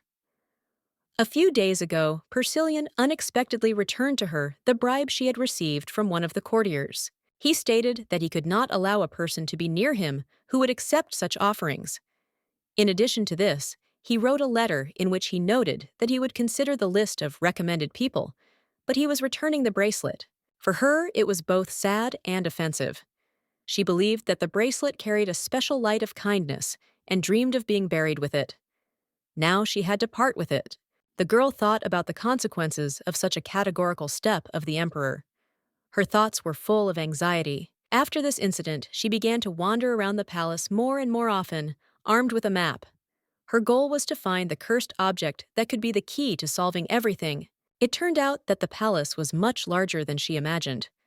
Exploring every corner of the castle took a lot of time, and she realized that the search could drag on for several hours or even days. One day, while walking along the palace street, she saw something she had not expected. A strange man approached her and politely informed her that Viscount Helenols was inviting her to dinner. The girl was stunned by this news. The man explained that the Viscount wanted to introduce her to his son. To her, it sounded like a veiled marriage proposal. The man repeated with a smile that the Viscount was very eager to introduce her to his son. His persistence embarrassed her a little. After the incident with the bribe, she tried to avoid such offers and reluctantly agreed to meetings, especially on the palace grounds. However, it seemed that interest in her only increased. Now her assistant was visiting her more and more often, asking whether she had received the latest letter. Sometimes even the nobles themselves came to see her personally. At one of the ceremonies, everyone noticed that Prince Perry remained unshakable, and his connection with her only increased interest in her. Many began to believe that since she accompanied the prince to the court, there was undoubtedly a close relationship between them. Some aristocrats decided that by gaining her trust, they could get closer to the prince. Now she was pursued not only by letters, but also by suspicions. Tired of the constant attention, the girl decided to openly tell Persilian everything she hoped that he would be able to help her sort out the situation. Approaching the emperor, she said with some timidity that she seemed to have been proposed to. Persilian was so taken aback by her words that he asked again if he had heard correctly. The girl explained that she was talking specifically about a marriage proposal. For a moment, she thought he was laughing. The prince covered his face with his hand, but the expression in his eyes betrayed his emotions. He said that it was indeed possible, because there were all sorts of rumors going around about her right now. The girl remembered that she had once laughed at him, and now it looked like a kind of revenge on his part. She wondered how long he had known about these rumors, but she did not dare ask him directly. After some thought, he said seriously that she should decline the offer. Moreover, she should inform him of any families that made such attempts. The girl was surprised by his words. The emperor asked if she really wanted to enter into a relationship with any of them. She indignantly exclaimed that of course not, and she was ready to do whatever he said. Looking at him, she realized that even in his child's body he looked scary. She wondered how scary he was as an adult. The emperor had warned her that if she met someone in person, she should be careful and avoid talking about him. She thought a polite greeting would be enough. The lady swore that she would not say a word that was not necessary. She assured him that even if she found herself underwater, her mouth would remain tightly closed. The emperor seemed to have left the entire search to her, which made her feel a little sorry for herself. Liffey discussed the situation with Sir Millard. She noted that he was busy looking for a knight, and the emperor was busy with affairs of state. This explained their behavior, although it was still difficult for her. Persilian was very concerned about her safety, so he assigned her an escort. He insisted that she be accompanied by at least one person because the situation could become dangerous. She believed that such incidents should not happen again, but she was still grateful for his concern. She understood that the palace was huge, and this only complicated her tasks. She hoped that she could find a way to break the curse. The knight suggested that she try using her powers as a fortune teller. The girl made every effort every day to help His Majesty return to his previous state. Liffey laughed as she saw Sir Millard, usually so cold, display a rare gentleness. The man noted that His Majesty obviously valued her, since he even provided her with a personal escort. She countered that it was just a precaution, since the Emperor was afraid of information leaks. She remembered that she had been receiving many offers lately. Millard asked her to avoid meeting with aristocrats if possible, and promised that she would receive a reward for this. However, he warned that, if anyone persistently wanted to approach her, he would be able to stop it unless the title was higher than a duke. The girl was shocked by his distrust. Suddenly, another man approached her. She noticed with irritation that her conversation with the knight had been interrupted. She didn't want to think that this was again connected with another proposal. However, Sir Millard immediately tensed up when he saw the young gentleman standing before them. He asked warily what brought him here. The man greeted Mrs. Liffey. She looked him over carefully and thought he looked very attractive. The stranger introduced himself as Kastian von Haidar and admitted that he had long wanted to meet her, which is why he had come to the palace. The girl recognized him. She remembered that in the novel, he was a minor character who skillfully courted the main characters, but his image did not arouse her sympathy, because later he showed himself as an obsessed person. Then she even decided that she would never allow him to stay with the main character. Now, standing in front of him, she was shocked at how the events of the novel had become reality. The girl greeted him politely, noting that it was a great honor for her to meet him in person. He was surprised that she knew his name and watched her reaction with interest. Liffey explained that she often sees people's energy, so he shouldn't be surprised by her knowledge. She then added that she was amazed to see his unusually glowing energy. He was glad to hear such words from the fortune teller, so he asked with interest if she could spare him some time for a conversation. He wanted to continue the conversation with her. The lady was somewhat surprised by how quickly the knight gave in, but it did not disconcert her. She was accustomed to various reactions, and his behavior did not cause her any particular concern. Meryl was known for her coolness and reserve, especially when dealing with Castian. She was always wondering how to properly behave around him in order to maintain distance and respect. The gentleman noticed that she had an expression on her face that told him she had something she wanted to tell him. He expected her to share her thoughts soon, but in reality, this is not the case. The lady felt that the future head of the family would be a kind and fair person, which would serve as the basis for the prosperity of his family in the future. The man smiled because her words were full of good predictions. He felt a little embarrassed, not knowing how to properly respond to such warm words. The lady noticed that he was literally glowing with joy and asked why he wanted to meet her. This became a curious moment for her. Recently, everyone was talking about her in the context of His Highness. He heard that she was the sole guardian of the emperor, and as a member of the ducal family, he simply could not help but meet her. The Haidar family had always been loyal to the imperial family, and he was worried about the recent unpleasant incident. He wanted to understand the situation to see how it could affect their relationship. The man was sincerely worried about his mistress, so he decided to visit her personally. This was important because the Haidar family had been helping the emperor and his family for a long time. In addition, the Haidar family has always tried to remain inconspicuous. This could explain their desire to remain in the shadows, avoiding unnecessary attention. In any case, he was trying to win her favor, and she noticed that with the prince's arrival, the capital was really starting to buzz.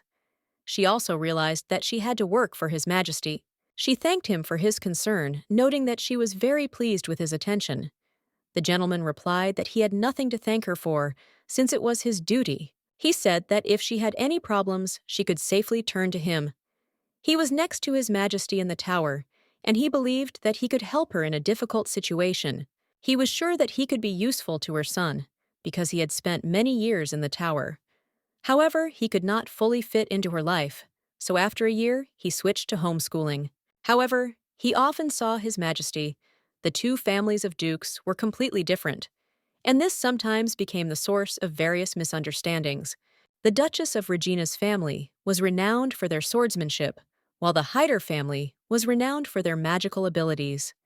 This set them apart from each other. After the story about Castian, the lady noticed that he was a wizard. She wondered since when wizards began to have such outstanding physical characteristics, because usually they were more fragile. She couldn't figure out who this wizard was in front of her. Her expression showed that she was still in shock.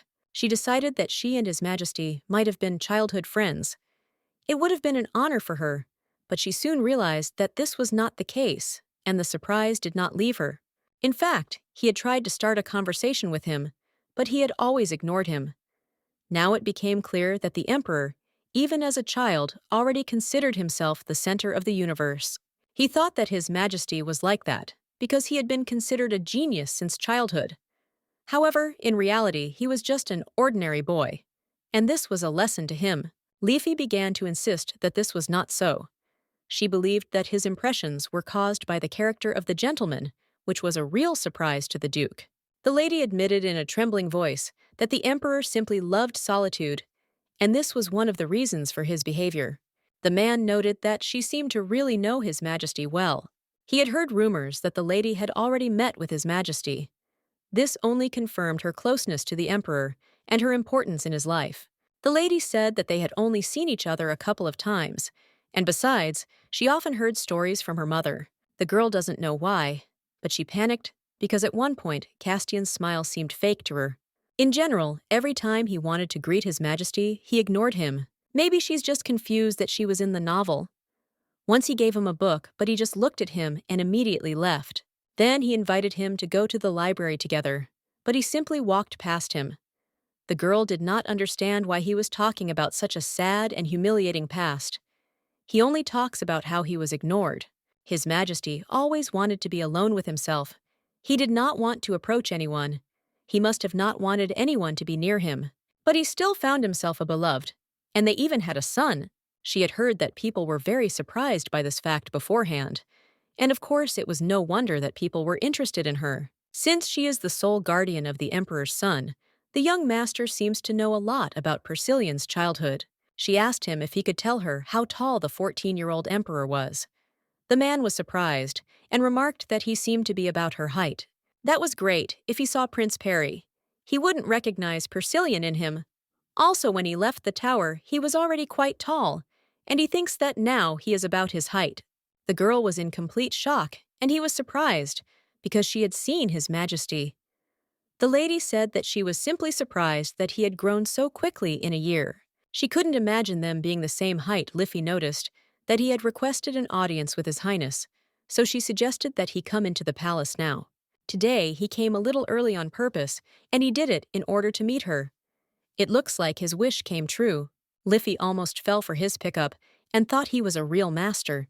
He figured she must have her own things to do too, so that was enough for today. The Duke used magic to create a bouquet for her. The lady was simply delighted to see this. She immediately recognized that it was magic. The lady asked if he wanted to give them to her. The Duke confirmed this because he was thinking not only about His Highness. The gentleman also added that he would like everything to be well for her too. Liffey said it was a bit of a burden for her. She knows that moment when some handsome guy approaches her. Usually they talk about insurance investments and real estate. In other words, they're all scammers. Besides, in the novel, Castian is a minor character, and he's supposed to have feelings for Cyril. That's why Liffey doesn't understand at all why he's doing all this.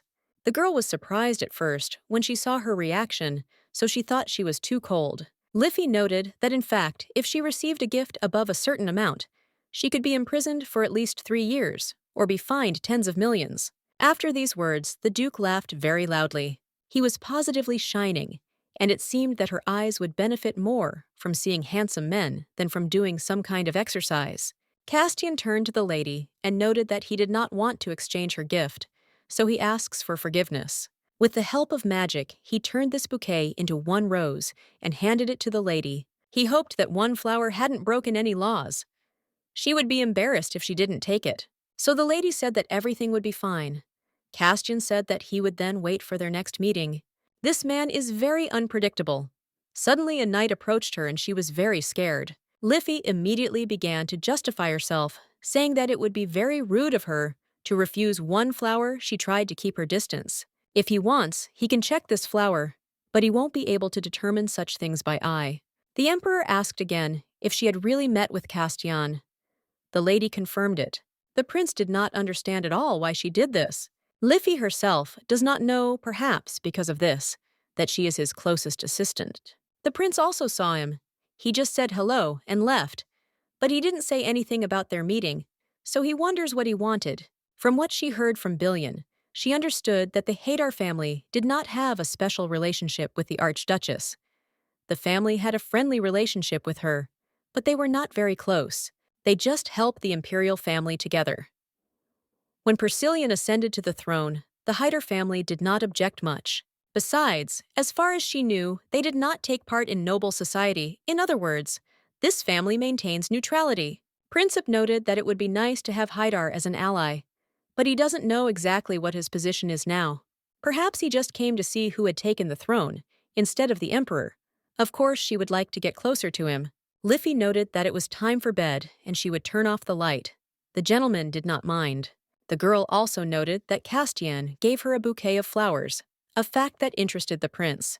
But she exchanged the bouquet for one flower. She was uncomfortable, so she gave the flower to Sir Millard. He did it with magic. It was very interesting to watch. The prince asked in horror if he really proposed to her too. When he saw that the girl was scared, she realized that probably not. But she didn't understand why he asked that. After all, she was sure that he knew about Castian's love for Cyril. Even in the novel, it was mentioned several times how the two of them met more than once. It was true that the children of the dukes had met, but it was hard to call this relationship love.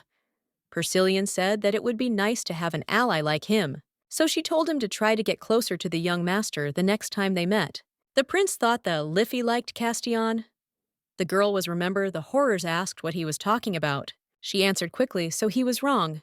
Castian is justifiably handsome, but why Persilian thought she was in love is unclear. But if she likes the appearance, it does not mean at all that she loves this person.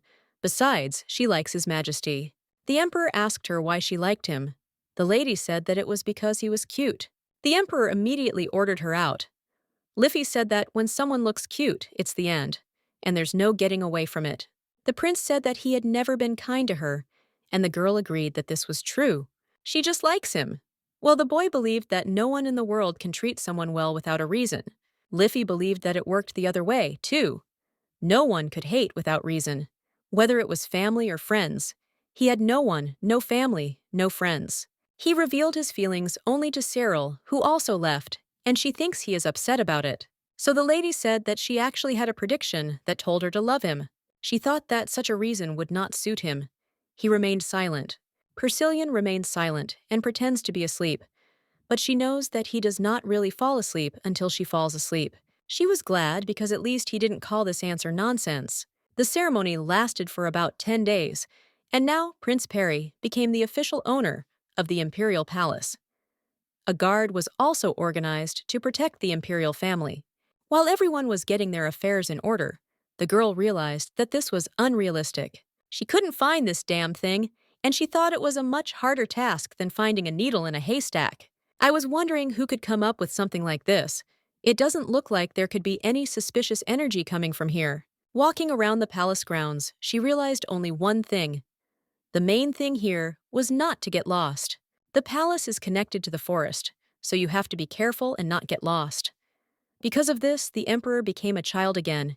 He could not use his magic, but he often tried to awaken it. Millard wasn't a wizard, and she could only use it in games. Liffey hadn't found anything yet. But if Persilian finds out about this, he will simply kill her silently. So she needs clues. At the moment, the most suspicious person is Archduchess Dipke. Her supporters are the wizards from the tower, and she has always strived to take the throne. Perhaps the wizard from the tower helped her cast the curse. In addition, she can visit the courtyard without any reason. She decided that she needed to know more about the Archduchess. Liffey informed His Highness that she was going to a tea party given by Countess Roel. He did not understand why she was going there and asked what kind of flower she had again. The lady said that she saw a prediction. Perhaps she could get some information there. She instantly realized and said that therefore she would be grateful if he would provide her with a knight so that he could follow her. The emperor noted that this was not even up for discussion. The girl said that a little extra caution would not hurt at all. He asked what time she would be back. Liffey promised to be back by 5 Ys, and he had to behave well and not cry. He said she could go right away, so she went. After the ceremony, many aristocrats began inviting her to visit. Among the aristocrats, with the exception of the families on the Archduchess's list, the most influential family was considered to be the family of Countess Roel. The girl did not understand why she saw so many people, because the letter said that there would be about 5 people at the tea party. Moreover, she came without His Majesty. They all brought their children here because the prince forbade them to be brought to the palace. It's like some kind of children's cafe. The ladies thought that she should have come with His Highness. She didn't understand what kind of synchronicity this was, but they still thanked her for coming. She can't even imagine how surprised she was to see her answer this morning. Unexpectedly, many aristocrats also decided to come, so she was busy with additional preparations, so she asks for forgiveness. Liffey said it was nothing, and she was grateful for the invitation she could leave her coat on, but the lady said she felt more comfortable that way. Since she became a fortune teller, she only wears long clothes, so she shows everyone that she is a fortune teller. The crystal ball did not suit her because it was too heavy. The countess agreed and said that they could then begin their tea party. Usually, the most influential person sits in the middle of the table, and the fact that they seated her in the center shows that today she is the center of attention. One of the ladies remarked that she had not expected to see Miss Liffey here. They had wanted to talk to her for some time. When the lady woke up this morning, she decided that she had to attend today's tea party. She is very happy to be able to greet all these ladies today. Everyone was very pleased to hear such words from the fortune teller. The atmosphere is very good. We need to continue in the same spirit. It seems like everyone has calmed down a bit, which means she can ask them a question. Liffey apologized and said that she wanted to ask them about Master Castian. Everyone was immediately surprised. All she knows is that everyone thinks he's perfect, but they don't know much about the family because they rarely go out. But she could ask a question. Nothing special. She just wanted to ask why he only spent a year in the tower and came back. She heard that most wizards train in the tower for a long time. No one can answer this question because he was able to awaken all his magical abilities at about the age of 10. And since everyone in his family grows up as wizards from generation to generation, they have enough funds to train wizards. Castian studied at the tower to gain some experience, but he had already learned a lot at home, so he quickly lost interest in studying and left. The lady understood everything, and the lady also added that this happened at the time when the Archduchess became the elder of the tower. The Archduchess became an elder because she supported the tower a lot. This means that she has had a close relationship with the tower for a long time. Castian is about the same age as the emperor. And this means that when he entered the tower, Persilian was also 14 years old, and she heard that he lived there for more than 5 years. So the Archduchess also saw Persilian there. So she wonders why she did nothing to him when he was still a prince.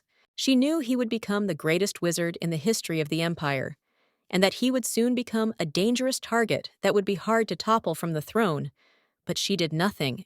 It was interesting to see where His Majesty had gone, and the lady thought that this must be a sad topic of conversation for her. Liffey noted that he would most likely need some time before returning. They were shocked that he was not going to come and did not understand how His Highness could cope with such a situation alone. Sophia also said something like that. In the kitchen, she said that she was very worried about him because before his departure, the atmosphere was not very good. Come to think of it, it happened just before she arrived, so she is very curious about this situation that is troubling not only the servants, but also the nobles. Lately, rumors have been spreading about the extreme capital, and if things continue like this, the well of the capital may dry up. It hasn't rained for days. Everyone is very worried about it. Liffey jumped up from the table and was shocked because finally, she understood what was being talked about. The well is drying up. That's why Cyril had to leave. She had a mission in the United Kingdom, and she left because of the drought in the empire. From the time Prince Persilion ascended the throne, heavy rains began to fall in the empire. But droughts remained a serious problem for the empire, which had well-developed trade and agriculture. Persilion used powerful magic on the palace grounds. I concentrated all my power there to prevent the empire's main well from drying up. But this problem could not be solved by magic alone. That is why the emperor's magical abilities were needed. Because of this, he wanted to leave the capital, but despite all efforts, the drought was not eliminated, and eventually the wells began to dry up, so the princess went to the United Kingdom to negotiate for water. It was at this important moment that Persilion suddenly became a child who could not use magic. It had been quite a while since she had entered Roman, so she had forgotten about it. The lady thought that something had happened to her, but the lady said that nothing had happened and that she thought that His Highness would definitely return soon. She herself had not noticed how she had become lost in thought. She wanted to know if the drought would stop if he returned to his previous state. It was necessary to know whether the delivery of water from the kingdom would help, and whether people would stop calling the emperor a tyrant. She also wanted to know what would happen if Persilion himself was to blame for this drought. She has a request. The lady warmly welcomed all visitors to the cozy bakery called Dream. For Liffey, this place turned out to be unexpectedly impressive. After a pleasant tea party, Liffey decided to visit the best bakery in the capital. She hoped that they would be able to tell her which desserts were especially popular. As someone who often uses mental energy, Liffey found that eating sweets was extremely helpful in recharging her batteries. She decided that she couldn't just show up empty-handed and was going to bring something special.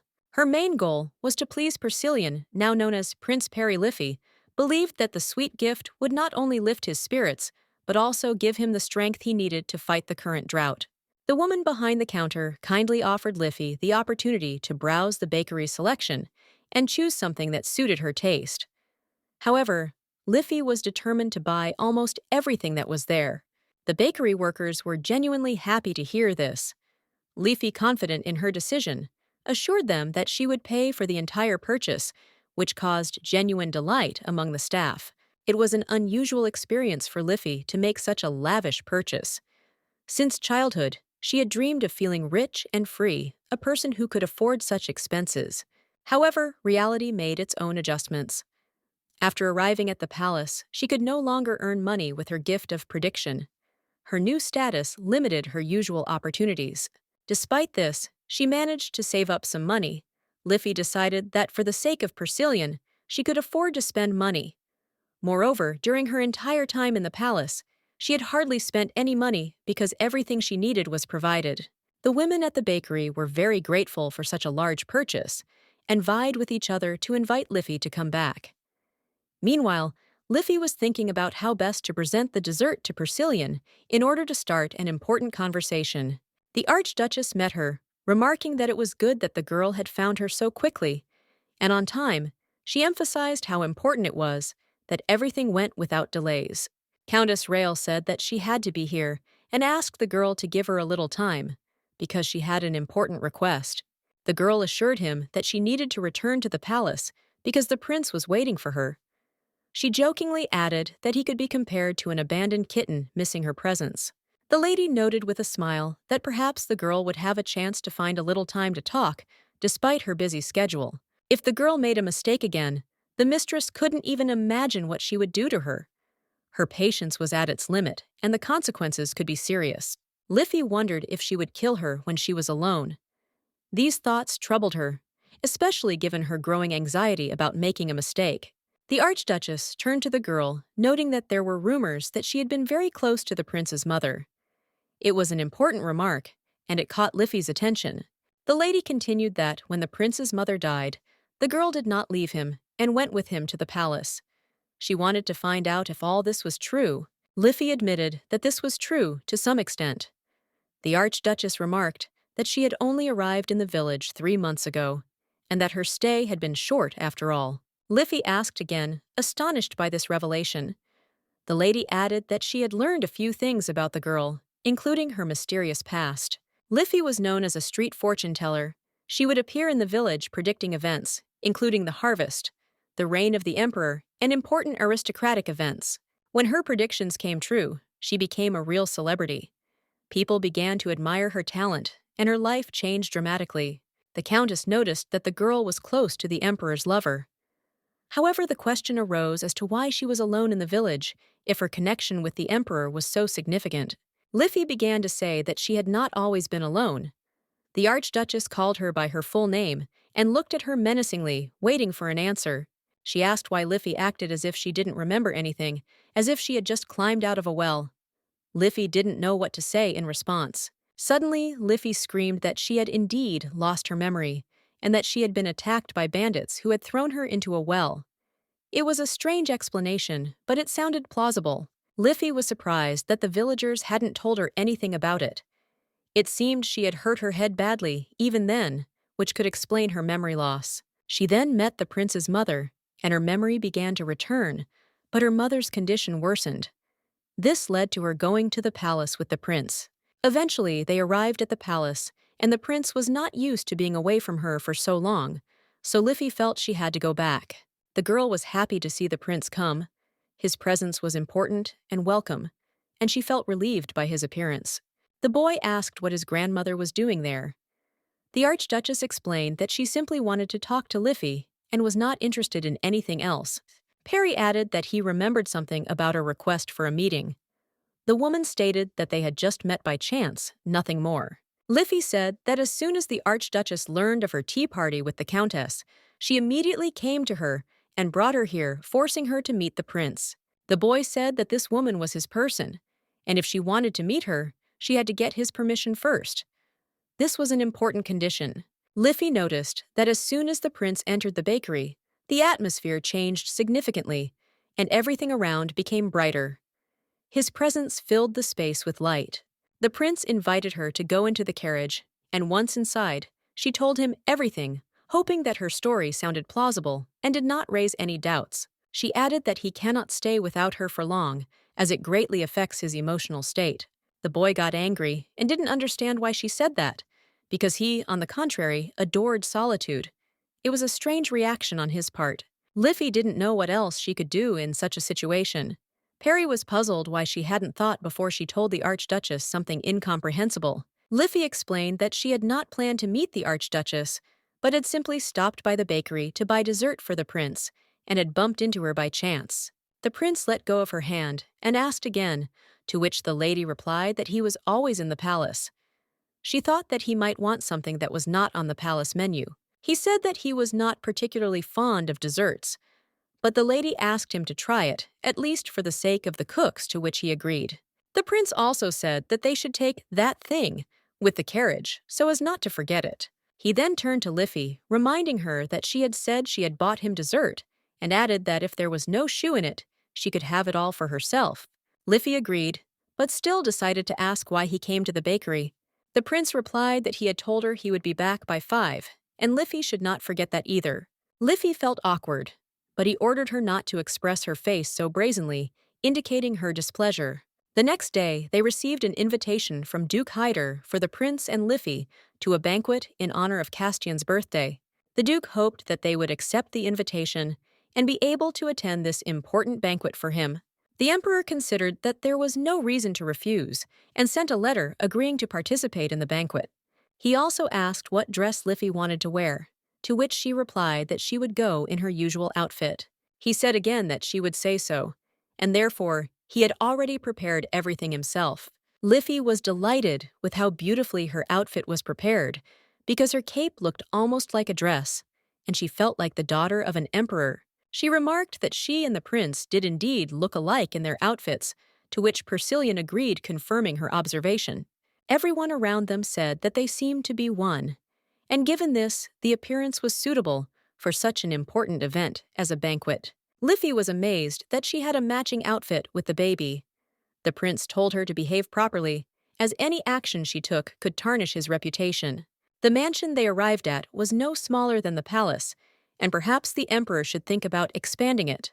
Persilian noted that the mansion was built slightly lower than the palace as they listened to his wishes, and the height of the building differs by only 2 centimeters. The previous emperor allowed the construction of this mansion with such a difference in height that it is immediately noticeable how carefully the details were paid attention to. The Duke was genuinely glad of their arrival, for this day was of special importance, and he was grateful that the prince and Liffey had come. He continued to express his gratitude, noting how glad he was to meet them again. Liffey was also pleased to meet him, and thanked him for the invitation, expressing her gratitude. The party was held in the garden. Everything was dazzlingly beautiful. Liffey was surprised because the invitation did not mention such a place. The Duke thanked everyone for taking the time to come to his banquet, adding that this was his first banquet in a capital mansion. It was his first experience in organizing such an event, and he hoped that all the guests would be able to enjoy the evening. Liffey now understood why he was called the perfect man for his manners, and behavior spoke for him. The empire has been suffering from a drought lately, and recently one of the wells on the outskirts of the capital has completely dried up. The Hydeir family had always tried to help the emperor find a solution, and so Castian used magic to show a possible solution to the problem. When Liffey heard the sound, she immediately knew that the prince had made it rain. The rain fell all over the forest, but not on them. This was surprising because the magic was directed over a huge area. The gentleman turned to His Highness and said that if the emperor wanted, he could always make it rain. Liffey was shocked because she realized that it was a great honor to hear from the prince that he needed her. The magic caused a real downpour, and all the guests felt hope looking at the miracle performed by Castian. Among the guests were entrepreneurs, for whom the prince's magic became a real miracle salvation and an opportunity for new beginnings. The prince thanked everyone and said he would think about their requests. After he snapped his fingers, the rain stopped. Liffey knew that nature magic required a lot of mana energy, and she wondered how Castian was able to make it rain over such a large area. It was a great honor for all present as they met Enditio von Hader, himself the great hero. The gentleman was grateful for the emperor's visit and greeted him with gratitude. The prince was surprised to meet the Duke here at the banquet, and he explained that it was actually his son's birthday, and he could not miss the event. Duke Hydeir had not left the mansion for several years due to illness, and Persilian remembered that he had met him only once at his coronation. The gentleman asked how the prince knew about the Duke's rare visits, and he replied that his father had told him this, as well as information from reports on banquets at the palace. The Duke realized that the prince was aware of his rare appearances, and noted that there was no need to worry about it. Liffey began to feel cold, and the Duke remarked that it was not a good idea to keep people outside for so long, suggesting that they move to a warmer room. Castian invited everyone to go into the banquet hall, where musicians were already playing, desserts were being served, and children were running around everywhere. The Lord hoped that the emperor would also enjoy the banquet, just like the other guests. A special place was prepared for him, and Persilian was completely shocked by the level of preparation. The hall was beautifully decorated, and separate desserts were prepared for the children, which also showed care for every detail. The prince called Liffey to him and said that he could stay at the banquet for about half an hour, but they had to leave in an hour. Liffey decided that she would definitely help the prince and try to save him from unnecessary attention. The party continued. The lady had lost her protection in the form of the prince, and now numerous nobles approached her demanding answers from her. Everyone knew that Liffey could predict the future, and now they came to ask if they could open a business in the West. It reminded her of the recent Tea Party, when everyone was also waiting for predictions, hoping for success in their endeavors. Liffey was taken aback, but to hide her confusion, she said she felt sick and dizzy. She had developed excellent acting skills over the last 3 months. One of the ladies approached her and asked what had happened to her, thinking that she was not well. Liffey replied that she simply felt dizzy from the large number of people and the strong energy that surrounded her. The lady seemed to believe her words, and now Liffey could retreat to the balcony to rest a little. Her head continued to split, but then the Duke came over, asking if she was okay, to which Liffey replied that she just wanted a little break from the crowd. The Duke expressed his gratitude, noting that he had had important negotiations with several representatives, and he was glad that she was able to speak to him at such a time. Liffey thanked him, and they stood in silence for a while, enjoying the coolness. The Duke noticed that Liffey had become a little more withdrawn and asked what she wanted, adding that they could talk later. Liffey replied that she just needed time and was not yet used to this kind of life. The Duke expressed understanding and said that they could always talk in a more relaxed atmosphere if she wanted. He apologized to the lady because he did not want to force her. As a token of his apology, he offered her cold water, but the lady replied that if she started drinking, she would not stop. Liffey noticed that the music in the room had changed. It was a tune suitable for dancing, which immediately caught her attention because the atmosphere began to change. The lady noticed how the Duke extended his hand and invited her to be the first partner at the banquet. He asked if she would do him the honor, and this was an important moment for him. She did not understand what exactly he meant, and replied that she must remain close to His Majesty, believing that her presence next to him was more important. The Duke, not losing hope, explained that he was having a good time, and that she was his guest, who had come not only as a trustee, but also as a person important to the evening. The lady turned to the maid, noting that she had never danced. She asked what she should do now, and she was hardly confident in her abilities. The gentleman assured her that everything would be easy. He would simply lead her, and there was nothing difficult about the dance. The lady was worried about her simple dress and did not want it to affect his dignity. The girl still didn't know what to do, because she was only comfortable with the cape, which she tied tightly, not daring to take it off, so as not to feel vulnerable. The gentleman encouraged her by saying that today she was the brightest decoration of the evening. Therefore, there was no need to worry, because this dance, in his opinion, should end with consent. Castian noted that he would be very upset if she refused to dance again, because he valued her participation and was sure that this moment was important for their relationship. The girl decided to agree.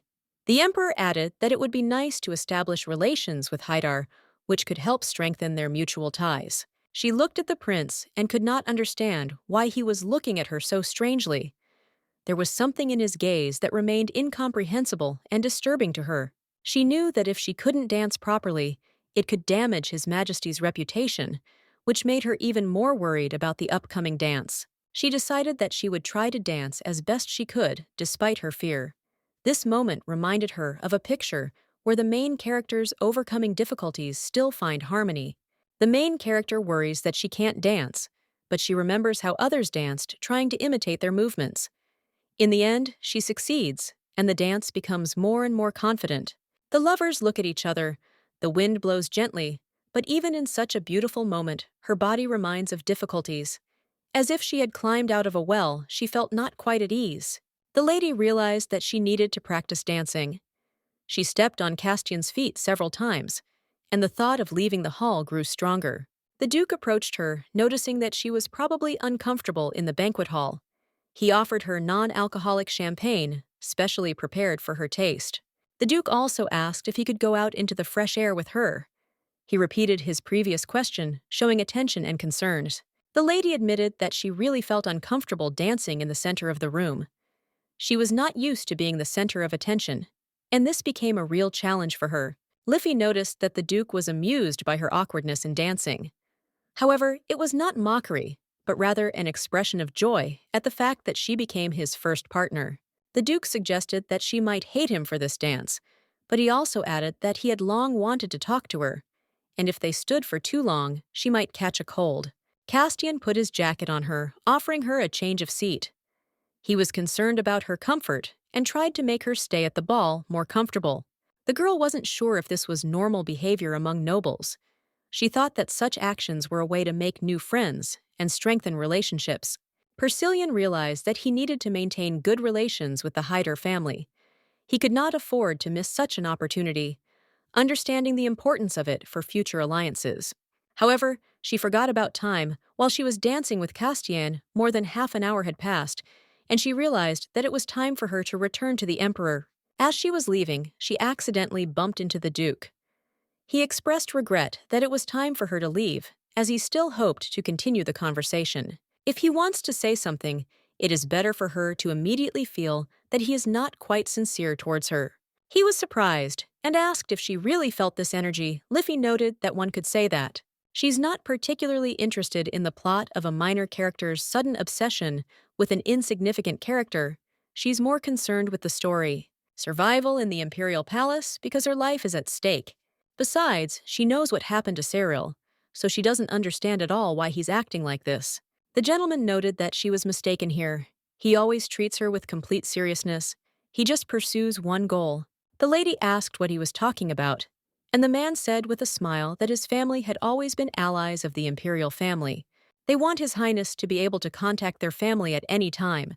Liffey approached His Highness and remarked that she was very sorry, but it was time for them to go. She was also shocked by how many desserts there were after being in the children's room. She was so interested in watching the little children playing, who would later leave their mark on the history of the empire as nobles.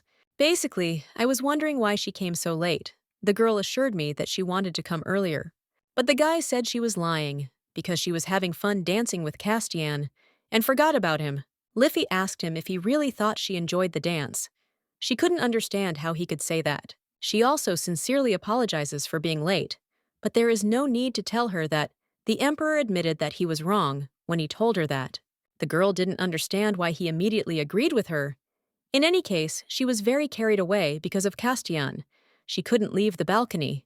Soundproof magic works on the carriage.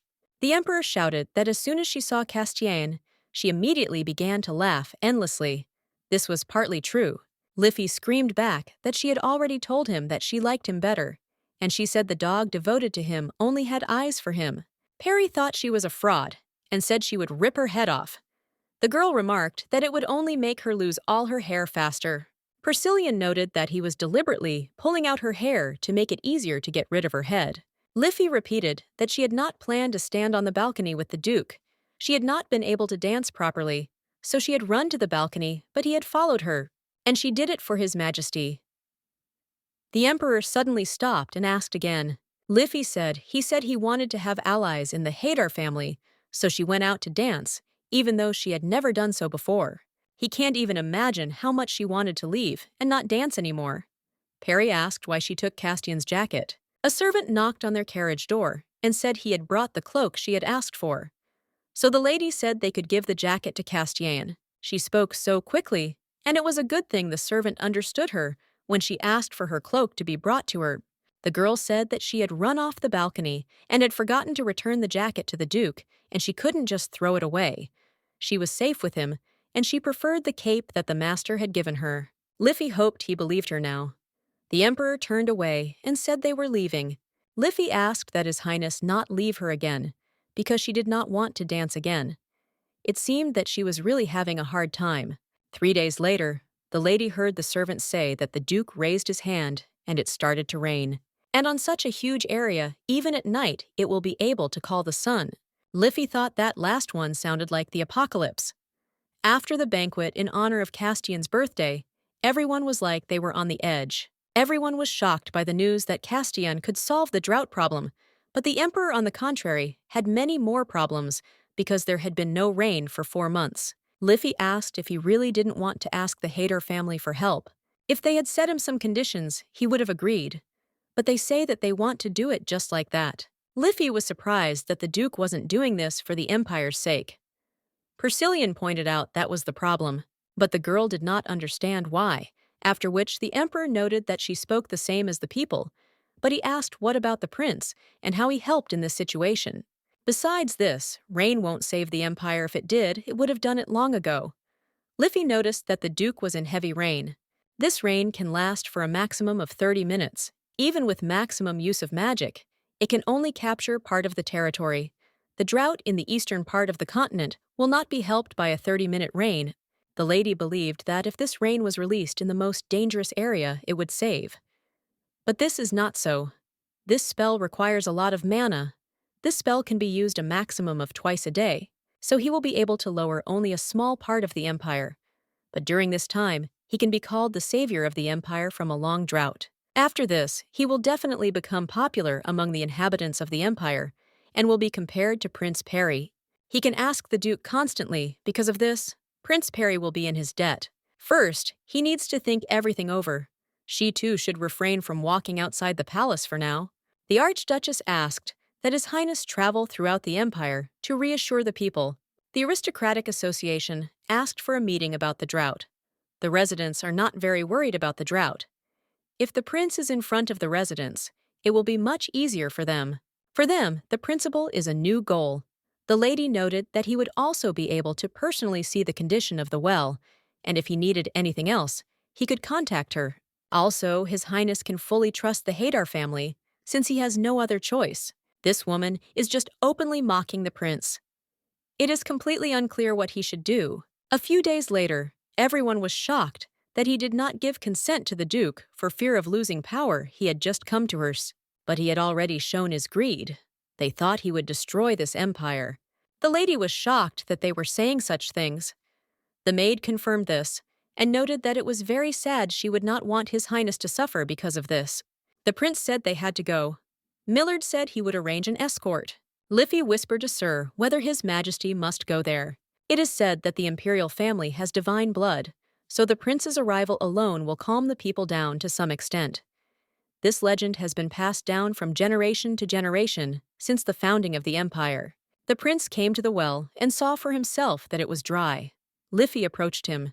The lady, and in principle, heard strange sounds, and when they turned around, they saw that the knights were holding a man. The man shouted and asked why he had only come today, since his daughter had not been able to drink clean water for several days. They wanted to pour a bucket of something red on the prince, but she, the lady, covered it with herself. The guy didn't understand why she did it. Liffey realized it was just wine. She was afraid it was something dangerous. It was very good that Persilian did not get wet. The lady said that she was glad that he did not get wet. So the girl noted that it was very good that she did not make the cape that he gave her. She wanted to, but then she saw a vision and decided to keep it. The emperor asked why she was unable to protect this clothing with her predictions. The lady was very surprised, and he noted that it was his fault he needed to talk to Duke Hyder as soon as possible. The girl thought that the most important thing was that he was okay. The emperor did nothing because he saw no point in defending himself, but she was one of them. The girl interrupted him and said that it was her fault too. She still couldn't find the cursed object. She fails to provide him with the help that he himself needs more. In exchange for this, she tries to help him in at least some way. The prince did not understand at all why she was doing this. Well, and then a knight approached them. He wanted to know what he should do with this reactionary. He believed that the emperor would say that he should be put in prison or executed, and people who want to harm the imperial family are punished immediately. They can be executed on the spot. The emperor said no, and he would do so that he had not heard anything, because all this discontent of the inhabitants was on his conscience. He didn't come here to show off his power. The girl was shocked because he even wanted to behead the nobleman at the welcoming ceremony. Liffey is touched by the fact that Persilian has become a little kinder, but if he leaves it, it could cause even more chaos next time. Instead, he asked them to take a bottle of water from the carriage and promised that he would get water, but they would have to come in person to do so. The prince said that they can come to the palace tomorrow. This is a kind punishment from the prince. Everyone is very grateful to him, and the lady said that he had a very witty and kind punishment. She was so worried that this situation could cause a lot of trouble for him. He was getting so soft that he was about to turn to jelly. Persilian pointed out that she had told him there were other punishments besides beheading, but he couldn't leave it out entirely because they had harmed her. But the man asked if he was really going to solve the problem with a few buckets. He should know that even the central fountain of the capital has dried up. It has been 5 years since His Majesty took the throne. Since then, the drought has become worse and worse, but his number, looking at this, decided to escape. Liffey started screaming and lunged at the man, asking if it had really been 5 years. 5 years since the central fountain dried up. Millard didn't quite understand what was happening to her and noticed that she didn't understand what she was doing, so she asked her to get into the carriage. The girl said that it would rain, and she clearly remembers who sent the letter that Persilian sent to Princess Cyril. And then, in the letter, he wrote about the state of the empire. Liffey said that it would rain in the empire. She was so preoccupied with the problem of drought that she completely forgot about the letter. In the 5th year of Persilio's reign, a record amount of torrential rain fell on the empire. She turned to His Highness and said that in the 5th year of his reign, there would be very heavy rain. He doesn't understand how he can trust these words, but she assured him that she saw it in the prediction. There are 5 days left until that anniversary, and it looks like she wants him to wait and not ask the Duke for help just yet. He himself said that he does not want to ask for help because he will feel like a long time. The guy said that now is not the time to raise his self-esteem and asked what will happen if it does not rain. The book said that the emperor said that it was raining, but what if he said a voice so that Cyril would worry less? This is quite possible. The emperor said that if it did not rain, and the Duke came to help later, the situation would get worse. Her words gave a lot of hope, but the consequences would be enormous. The lady asked him to believe her, that there would be enough rain that day to fill the central fountain. He didn't understand why she was talking specifically about the central fountain. It was all because he wrote exactly that in this letter. Liffey announced that she intended to spend the entire day at the fountain, starting early in the morning. If the emperor did not go there, she would be ready to leave, and he might simply send her away. The emperor was stunned by her words, and the girl explained that the people of the empire were in great distress, and someone had to take responsibility for it. All the ladies, as well as the emperor himself, call her a fortune teller. She believed that responsibility for the future must be taken upon oneself if the prediction turns out to be false. The emperor asked her not to do this, but the girl noted that if the prediction did not come true, he would be able to say that the evil fortune teller had been deceived, and this would help him punish her. This thought surprised the emperor, and he did not know how to respond to it. He was struck by Liffey's confidence in her words and the offer she made. Liffey believed that the emperor might then secretly forgive her, as such steps are often taken in politics when one needs to hide one's kindness or weakness. She smiled and noted that she might not be able to avoid imprisonment. And even if she did, it would not help her achieve her goals, since the consequences would be inevitable. The girl believed that the emperor's curse would remain with him, but she still wanted to do something to help him because his suffering touched her heart. The archduchess, addressing the emperor, expressed doubt in the words of the fortune teller because even priests are skeptical about such statements, and it is difficult to believe in their truthfulness. She continued that the longer the emperor delayed action, the faster the continent dried up. No matter how close he was to the fortune teller, time was running out. The emperor could not rely on the words of an unfamiliar fortune teller, deciding from the very beginning to take responsibility for everything that would happen in the future. The men in the room tried to explain that they had no intention of being influenced by the fortune teller. The emperor would do well to listen to the archduchess's opinion. The prince ordered the man to remove his hand, and he obediently complied, realizing that in the presence of the prince, one should not make inappropriate gestures. The emperor discussed the situation with Duke Hyder. If it did not rain, they would artificially make it rain on the 5th anniversary of his father's reign so as not to disappoint the people. The aristocrats agreed with this plan and expressed their support, saying that they understood how important it was for the emperor that everything go smoothly. The archduchess, realizing the gravity of the situation, noted that even if it rained in one place, it would not be enough for the entire empire. The problem could not be solved locally. The emperor believed that the situation with Duke Haidar would be similar.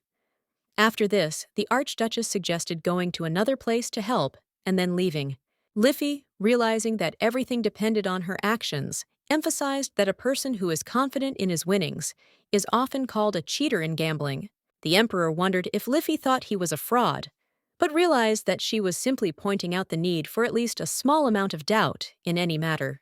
Liffey said she had to leave at least 1% uncertainty in the forecasts. For that small percentage, she would be willing to take full responsibility. The 5th anniversary of the emperor's reign was a significant date in the 21st year of the empire, and all attention was focused on how the rain situation would develop. Everyone present watched the fortune teller attentively as she declared that rain would definitely fall that day. She became the object of everyone's interest. Everyone was curious about what would happen if the rain didn't start. Liffey wondered what would happen next and knew she might just get taken away if she made a mistake. Despite all the dangers, the emperor chose the more risky path and bet everything on Liffey, entrusting his fate to her, despite the possibility of failure. If there was no rain, the consequences would be serious. The prince turned to Liffey and asked her what she thought about this, not knowing what to expect in the future. Liffey replied that nothing was known yet, so there was no need to worry, but there was a hidden anxiety in her words because the situation was so uncertain. The emperor did not understand why they came to the fountain at noon.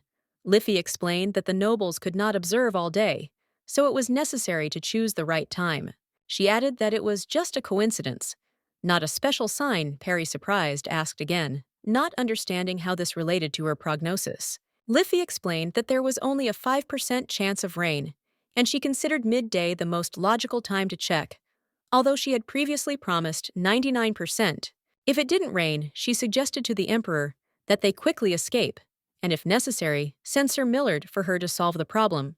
At this moment, the temple bell rang, announcing that midday had arrived, and all eyes turned to the fortune-teller.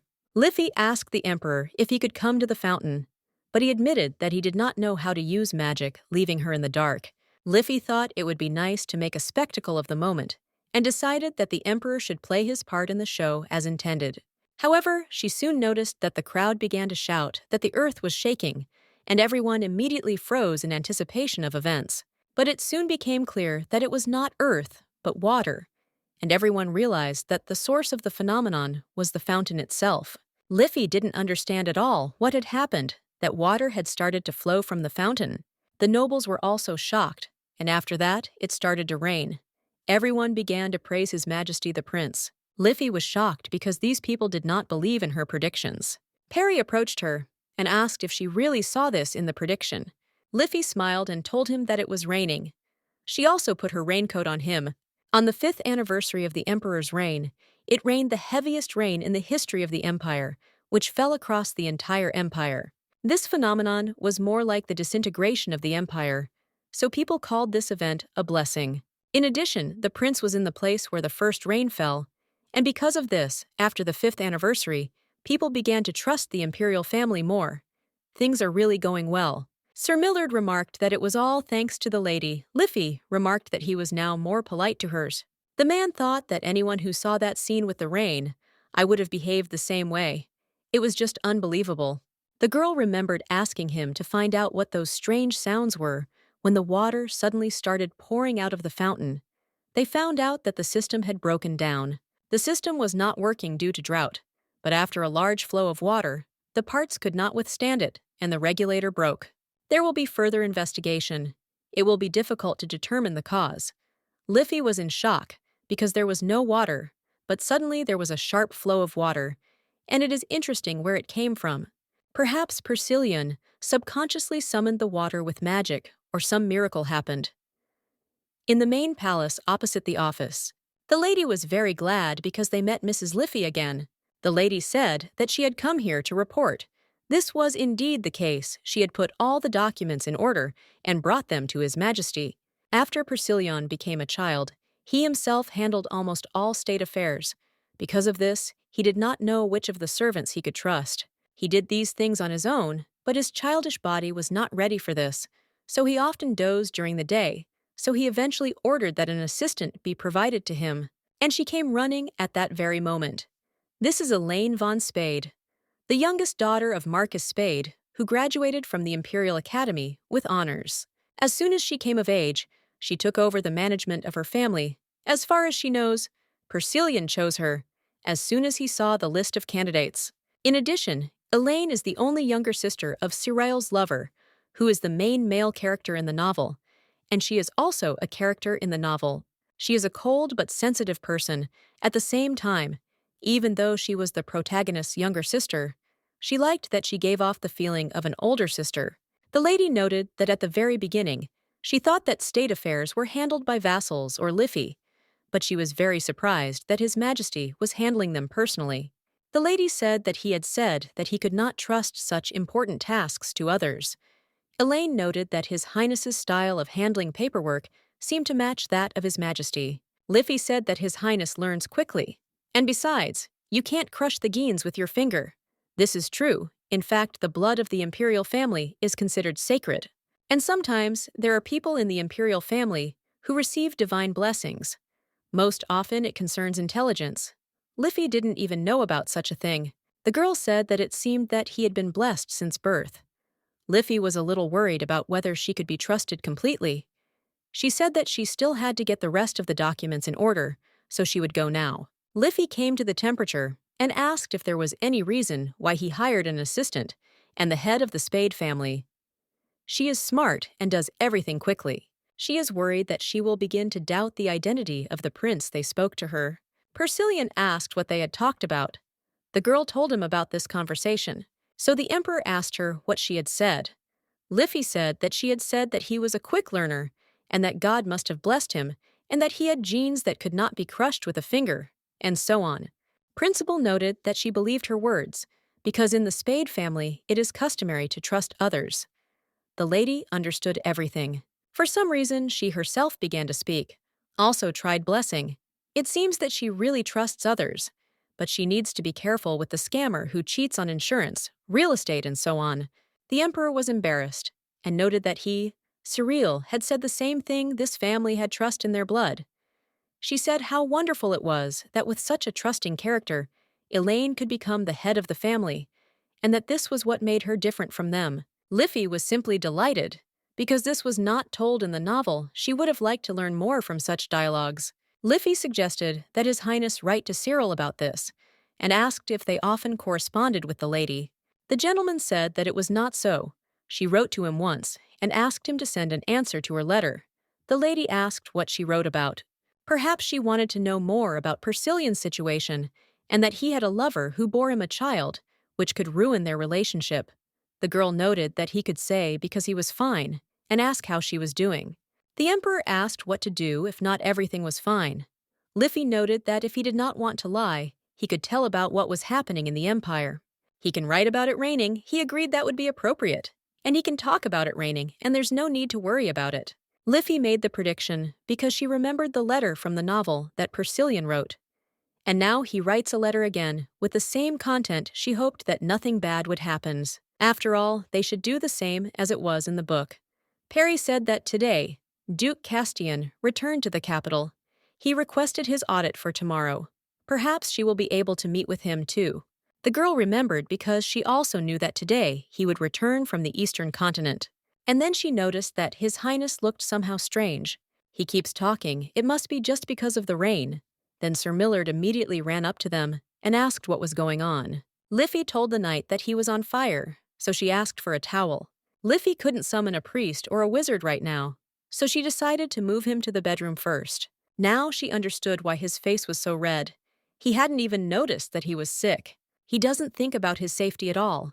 The fever doesn't seem to be going down. And he was sweating. This scared Mrs. Liffey. Then, after a huge flash of light, the master turned into a real emperor. Liffey didn't understand what a handsome man he was, and why the curse had suddenly disappeared. She needed to call Sir Millard urgently. The emperor turned to her and noticed that she was so strange and did not understand at all why she was constantly doing this.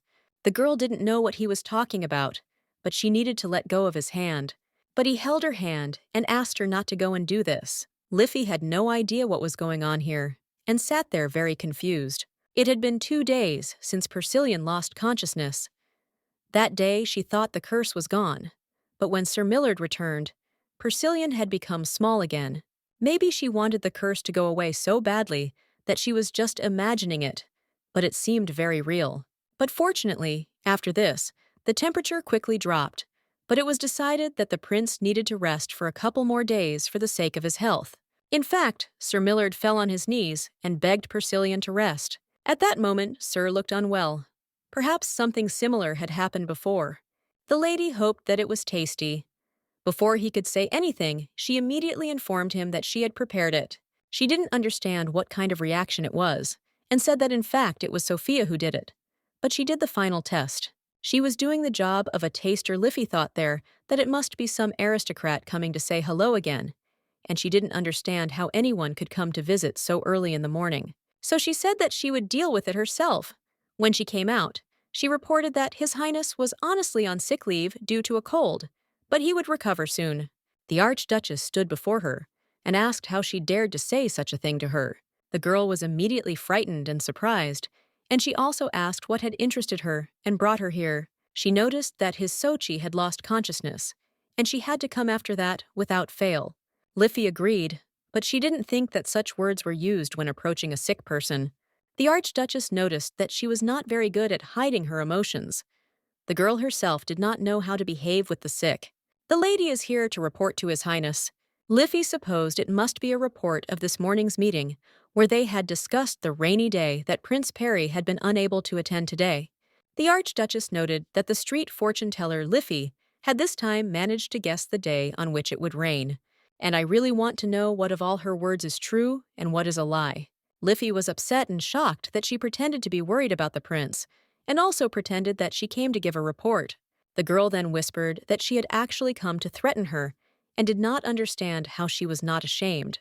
Then the Duke showed up. She was very ashamed, so she decided to pretend that nothing had happened so as not to ruin their relationship. The gentleman said that he would like to ask for an audience with His Highness, but he had only just heard the news of his illness. It was very good that the Duke pretended that nothing had happened, and she was surprised that no one told him about it. Immediately after arriving in the capital, he fell asleep, so he did not hear the latest news. Liffey thought it was amazing that such a perfect man as the Duke could sleep through all the news. He asked her to go for a walk, and she did not refuse. There are many beautiful flowers in the garden. He also saw beautiful flowers on the eastern continent, and was very surprised when he saw them the next day after the rain. Liffey noted that he had done a great job of going there, but he could not agree. What of it that he himself really wanted to go there? He was so pleased that His Highness approached him with a request. But when he arrived and saw the rain at that moment, he was really happy. Suddenly, he saw the black clouds come down, and it started raining at that moment. He felt like it was a miracle. Liffey was afraid that the Duke might be offended because he had gone away in vain. In fact, she was worried that he would be offended because he had gone to the east in vain, and she was glad that this was not the case. The Duke remarked that, to tell the truth, he was upset that it had started to rain, but he was upset by the fact that it had not been put to use. Liffey began to say that everything was supposed to happen on that day. A sudden prediction came to her. The Duke was surprised and asked if she was really worried about him now. She confirmed this, so the gentleman said that in that case he had a favor to ask of her. He heard that there would soon be a festival in the capital square, and it was decided to hold a festival in honor of the memory of that rainy day. So he wants to ask her to go there together. In fact, he has never been to a street festival and really wanted to go there with her. The lady was surprised when she heard about this and remarked that it was a very good idea. The gentleman was glad that she agreed, and Liffey interrupted him and said that he could go with His Highness. He would have time to recover by that time. The festival is just an excuse. In fact, he wants to meet Persilian. That's what the lady thought. When you go to such events as a child, they remain in your memory forever. She didn't understand why he was looking at me. Then that expression on his face, and the already familiar one, he looks like an abandoned kitten. She noted that he had said that he wanted to get closer to His Highness, and this would be a good opportunity for him. A sign near the fountain said that this was the place where Prince Perry stood. Persilian was the main man at this festival, but he chose to attend the festival in secret. The three of them changed into raincoats and acted as his escort. The lady offered him to leave his autograph, but the prince told her to be quiet. The Duke offered to lift him up so he could see better, but Liffey jumped forward and said that she had to do it. The man believed that he would be more reliable in this regard, but the girl believed that it would be better for her to do it instead of him. The prince had said that the two of them should not come near, so he relied on his Sir Millard. Liffey turned to His Highness and said that the fountain was full. He really looked happy. Persilian very rarely shows positive emotions, and from this little smile, you can tell that he is very happy. The lady noted that he had checked the well. Now it was time to enjoy the festival. She suggested eating something tasty. The lady bought some sweets and suggested that the Duke also treat himself. Liffey noticed that he seemed to like sweets, so she offered him some more. He's a grown man, so he doesn't understand why she decided that he likes sweets. Liffey said she just imagined it. Actually, it was in the book. There was a scene where Cyril gave him chocolate after finishing fencing practice. Castian had a belief that sweets were only for children, so he said he would not eat sweets. She said that there was nothing strange about it, and that he could also like sweets. It seemed that this was a kind of consolation from the princess, after which the Duke began to like the lady a little. Liffey told him to be honest about what he liked. There was nothing wrong with that. She also told the young master that they had come here with the Duke, but the prince did not understand what she was talking about. The lady asked if they came as an escort, That was indeed the case, but it seems that there are no gentlemen here except him. The Duke smiled and offered that he didn't see anyone either. And that was true. He was also very grateful for the treat. The ladies were absolutely delighted when they saw the very cute baby, but he immediately ran away. They chatted that he must be shy. Liffey thought that if they saw his face now, they would immediately change their minds. Besides, Sir Millard looked upon Persilion as his son. She supposed that the knight was very glad to have come here with the young master. It really was, so he himself did not understand it. He felt excited.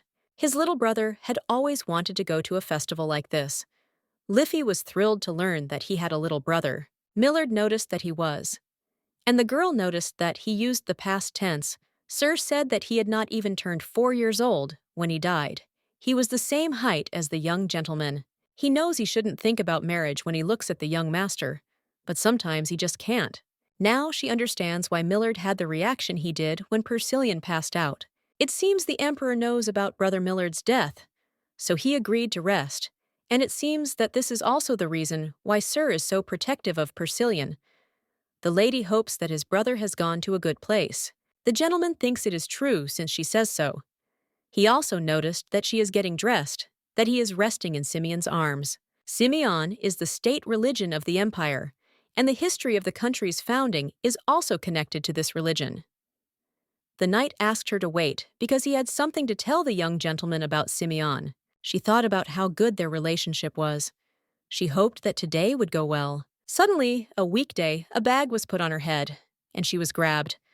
Her friends didn't notice anything. After this, the girl was thrown into some alley, and the robber was shocked that she did not lose consciousness. Then she pretended to lose consciousness so that they wouldn't beat her anymore. Street fortune teller Liffey. But the girl said that he was mistaken, and she had already heard that they looked alike, but she had nothing to do with hers. He shouted at her to tell him everything she knew about the identity of Prince Perry. She said that she would tell me everything. His Highness turned 4 years old this year. He lives in the main palace of the Imperial Palace. He lives in the Emperor's room, wakes up at 7 in the morning, has breakfast at 8 mayo, lunch a little after noon, and dessert is served at about 2 or 3 o'clock in the afternoon. He has a huge variety of desserts, but his favorite dessert is choux. They didn't even see how cute he was at that moment. If they are interested in who she is, she will tell them everything. Now her name is Liffey. She started her career as a fortune teller, but for convenience, they began to call her by her abbreviated name. She had so many clients that she started creating her own personal order list. The man was screaming at her to just answer the question of where he was and give them all the information. She almost let it slip that His Majesty had dragged her into the palace, and she didn't understand why everyone was so interested in the Emperor. The man said he would kill her if she continued to talk nonsense. He thought it would be better to mend fences with the prince before the Emperor returned. They want to deal with the prince while the Emperor is not in the capital so that they can blackmail him later. The girl said that, to begin with, it was a complete misunderstanding, and she would not be able to contact His Highness in any way. The man said that she should not lie to him. They thought she wanted to die because she keeps talking this nonsense. She really won't be able to contact him. She can solve this problem with her predictive abilities. She believed that they knew about her abilities. It was she who predicted the date when it would rain. Hi, that's right. Now the main thing is to buy time until the Emperor arrives. She said that the prediction requires great concentration, so they should wait a little. 10 minutes later, everything was the same, and the lady did not understand why he was not there. He should have found her by now. The man asked if she was really trying to see the prediction, because she was doing it for too long. The lady said that she needed more concentration.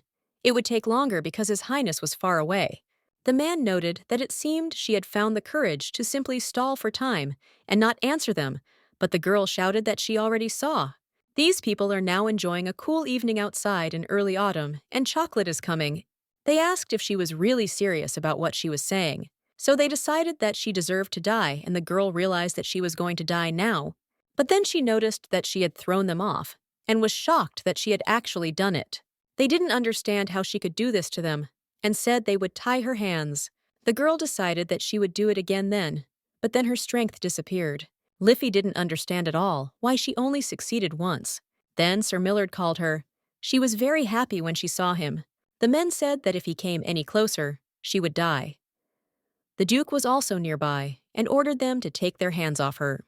With the help of magic, he threw them away and took the lady by the hand, asking if she was okay. It felt like he had taken off for a second, and she trusted that it was Castian who had done it, and she already thought that she had done it again. His Highness also came with them. He looked worried and asked what was wrong with her, or rather wanted to know if she was hurt. Liffey said she was fine and not hurt at all. Millard noted that she had hurt her arm. The principal was shocked and asked when she had gotten hurt. He said they needed to heal her, so he suggested they leave quickly. She also decided to thank them for saving her, because she survived thanks to them. The Duke was shocked and asked again, but the principal urged them to leave as soon as possible. Then they bandaged her hand. First aid was given, but she needed treatment upon arrival at the palace. The lady was grateful to the knight for his help.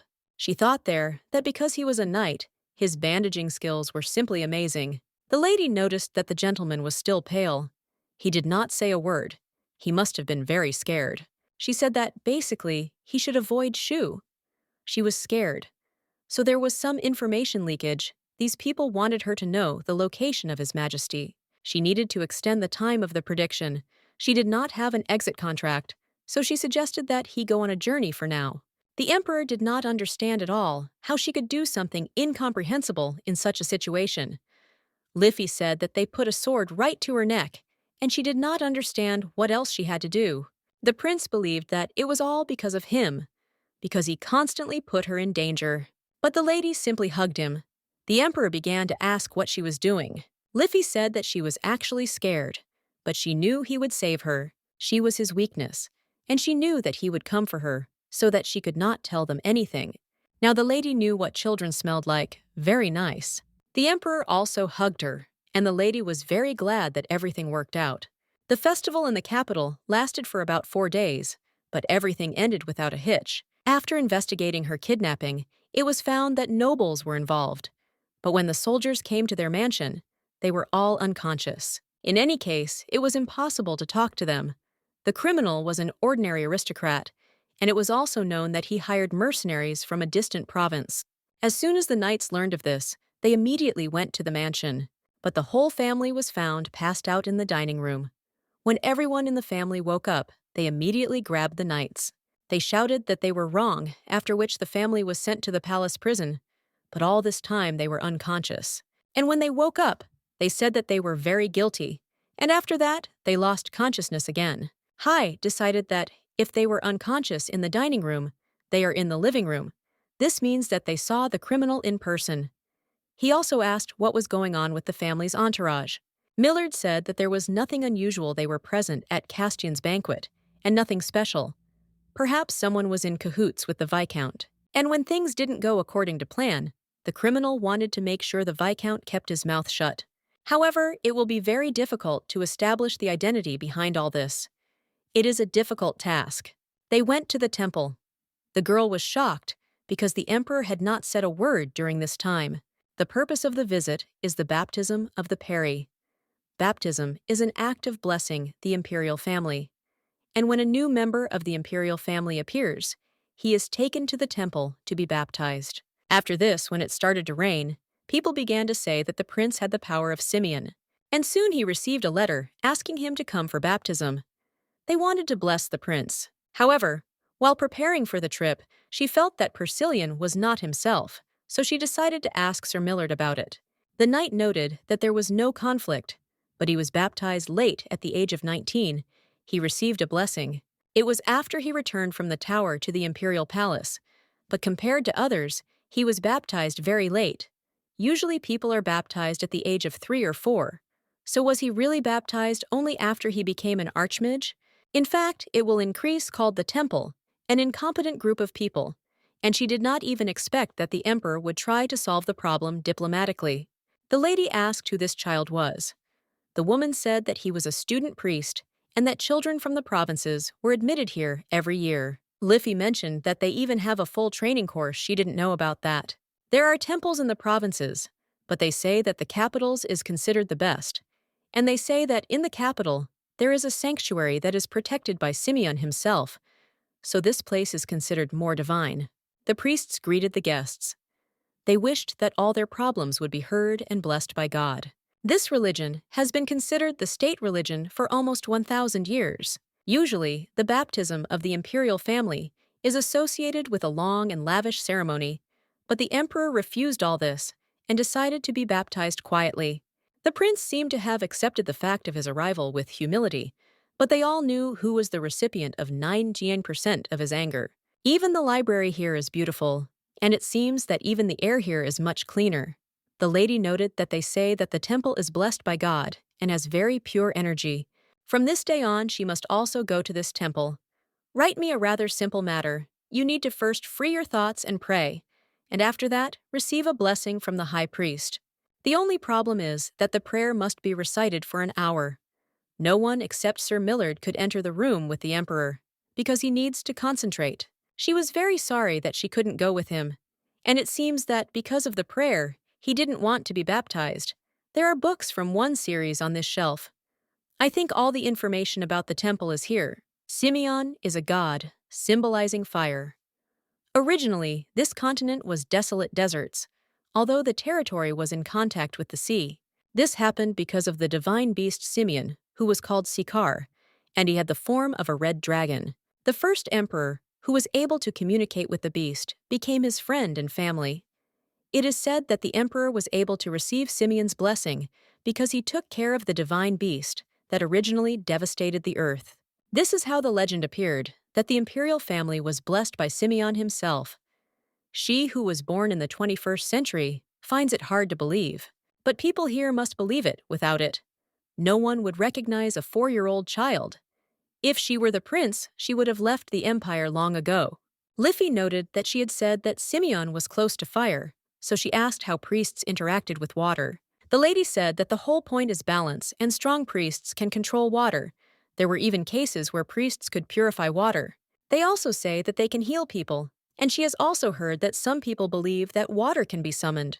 Liffey was shocked. The lady said that if she liked the information about God so much, she could be baptized too. Liffey thought the lady was asking her to become a priest. But the woman told her that baptism would not make her a priest, she would simply receive the faith. The lady asked what it was. To become a priest, you need to pass an exam and undergo special training. And by the way, His Majesty's mother was a priest. Liffey was very surprised by this information. She thought that Persilion's mother died at an early age, and this is the first time she hears about her being a priest. She had read that a priest cannot marry. She is simply His Highness's guardian, and she needs to know from his grandmother to answer questions. She knows little. She was originally a priest, but was later removed from their list. His Majesty's mother angered the church because she met the emperor and became pregnant. So they forbade even calling her by name, after which everyone found out that the emperor had an inappropriate relationship with a priest. That explains it all, the reason why she and Persilion lived in a remote palace, and why he ate very little. It was all because the church was angry with hers. The prince's christening was over. The lady said she would take them further. Liffey thought Persilion's mother had the same golden life as they got. She doesn't know all the details, but she feels like something fishy is going on here. With her wish, she will be able to reach God. This letter is sent to the Shaken sanctuary, and sometimes an answer may come. Thanks to these messages, the empire was able to end the First Continental War. They must head east to meet the first rays of the sun on the continent. After that, the emperor decided to end the Continental War. He thus took the eastern part of the continent by surprise, after which he won a victory, and it is said that this was the most fertile time for the empire. The prince wondered if anyone else would see the letter. He was told that no one would, and that after the letter reached Shaken, all the words in the letter would disappear, and then the paper itself. He took the matter surprisingly seriously and hid the paper from her so that she would not see anything. She thought it was very sweet and decided that she would write too. She wrote that she wanted the wish of the person sitting next to her to come true. The girl thought that this letter was excellent. She asked the gentleman why he was looking at her letter, although he was not going to show his own. The emperor was outraged and said that he had not looked on purpose. He thought she wanted him to look, but that wasn't true. He asked for everything to go back. Liffey assumed he simply saw her wish, and so I decided to tell her my story, and she thought it was very sweet. The principal asked her to calm down. Only 2 could enter, So the lady asked the prince who he wanted to take with him. The center of this temple is considered sacred and can only be entered through one passage. The emperor said he would go with Liffey. The girl was very surprised. She felt like she was a Pokemon that was summoned, and she thought that it would go with the knight. She sold it because it meant he would feel more comfortable with her. There is a legend that says that the sacred pond reflects a person's true face. That is why it is also called a reservoir that reflects the truth. If they ask a question and water drips at that moment, it means that the answer to that question is yes. The girl is sick, which seems like he wants to test her prophetic abilities in this way. She thought that they had improved their relationship and did not understand why he was doing this to her. Behind these doors is the pool of truth. Liffey asked if she would come with them. The woman said yes, but she would need to show them more about how exactly they should ask questions. Liffey wanted to know if they could listen to the entire briefing in advance and go in just the two of them. If only she and the emperor had gone, she could have gathered them and said that the water, for example, had run out. But that wouldn't work with a priest. She needed to do something, and so he decided to say that what his being really wanted was to be alone. This was a crucial moment, and she wanted to say something that would make him feel comfortable. It's just that His Highness is still so small, they will be embarrassed. So the woman understood them and decided to let me go with them. She consulted with someone and came to say that she hoped they would spend this time comfortably. The emperor knew she would do it. The lady was surprised and asked if he had taken her on purpose so that she would ask that they go together. He confirmed this, so the lady immediately began to speak, that she immediately knew that he believed in her. Perry thought they wouldn't have been able to stand her anyway because she was too loud. That meant he believed her. She noted that in this pond, it seemed like you could actually see your own image. As far as His Highness knows, this is just a legend, but it is better to check once. The emperor decided that he was a fool, allowed this to be checked. The lady will come, that it seems there is his adult appearance. In principle, he thought that she was making fun of him, but she was offended that his face was saying something there. She also remembered how he took her hand. Then his face was the same as then, and she remembers it exactly. The prince asked what he looked like. The girl said that he was very handsome. The emperor believed that this was said about all people they saw for the first time. The lady tried to prove to him that it was true. Persilian asked her to forget and not understand why only she could see it. She thought it was probably because he didn't believe in God. 2 hours earlier, the lady was very happy because they showed who was boss here. When he touched the water, the lady was frightened. He asked what had happened to her there again.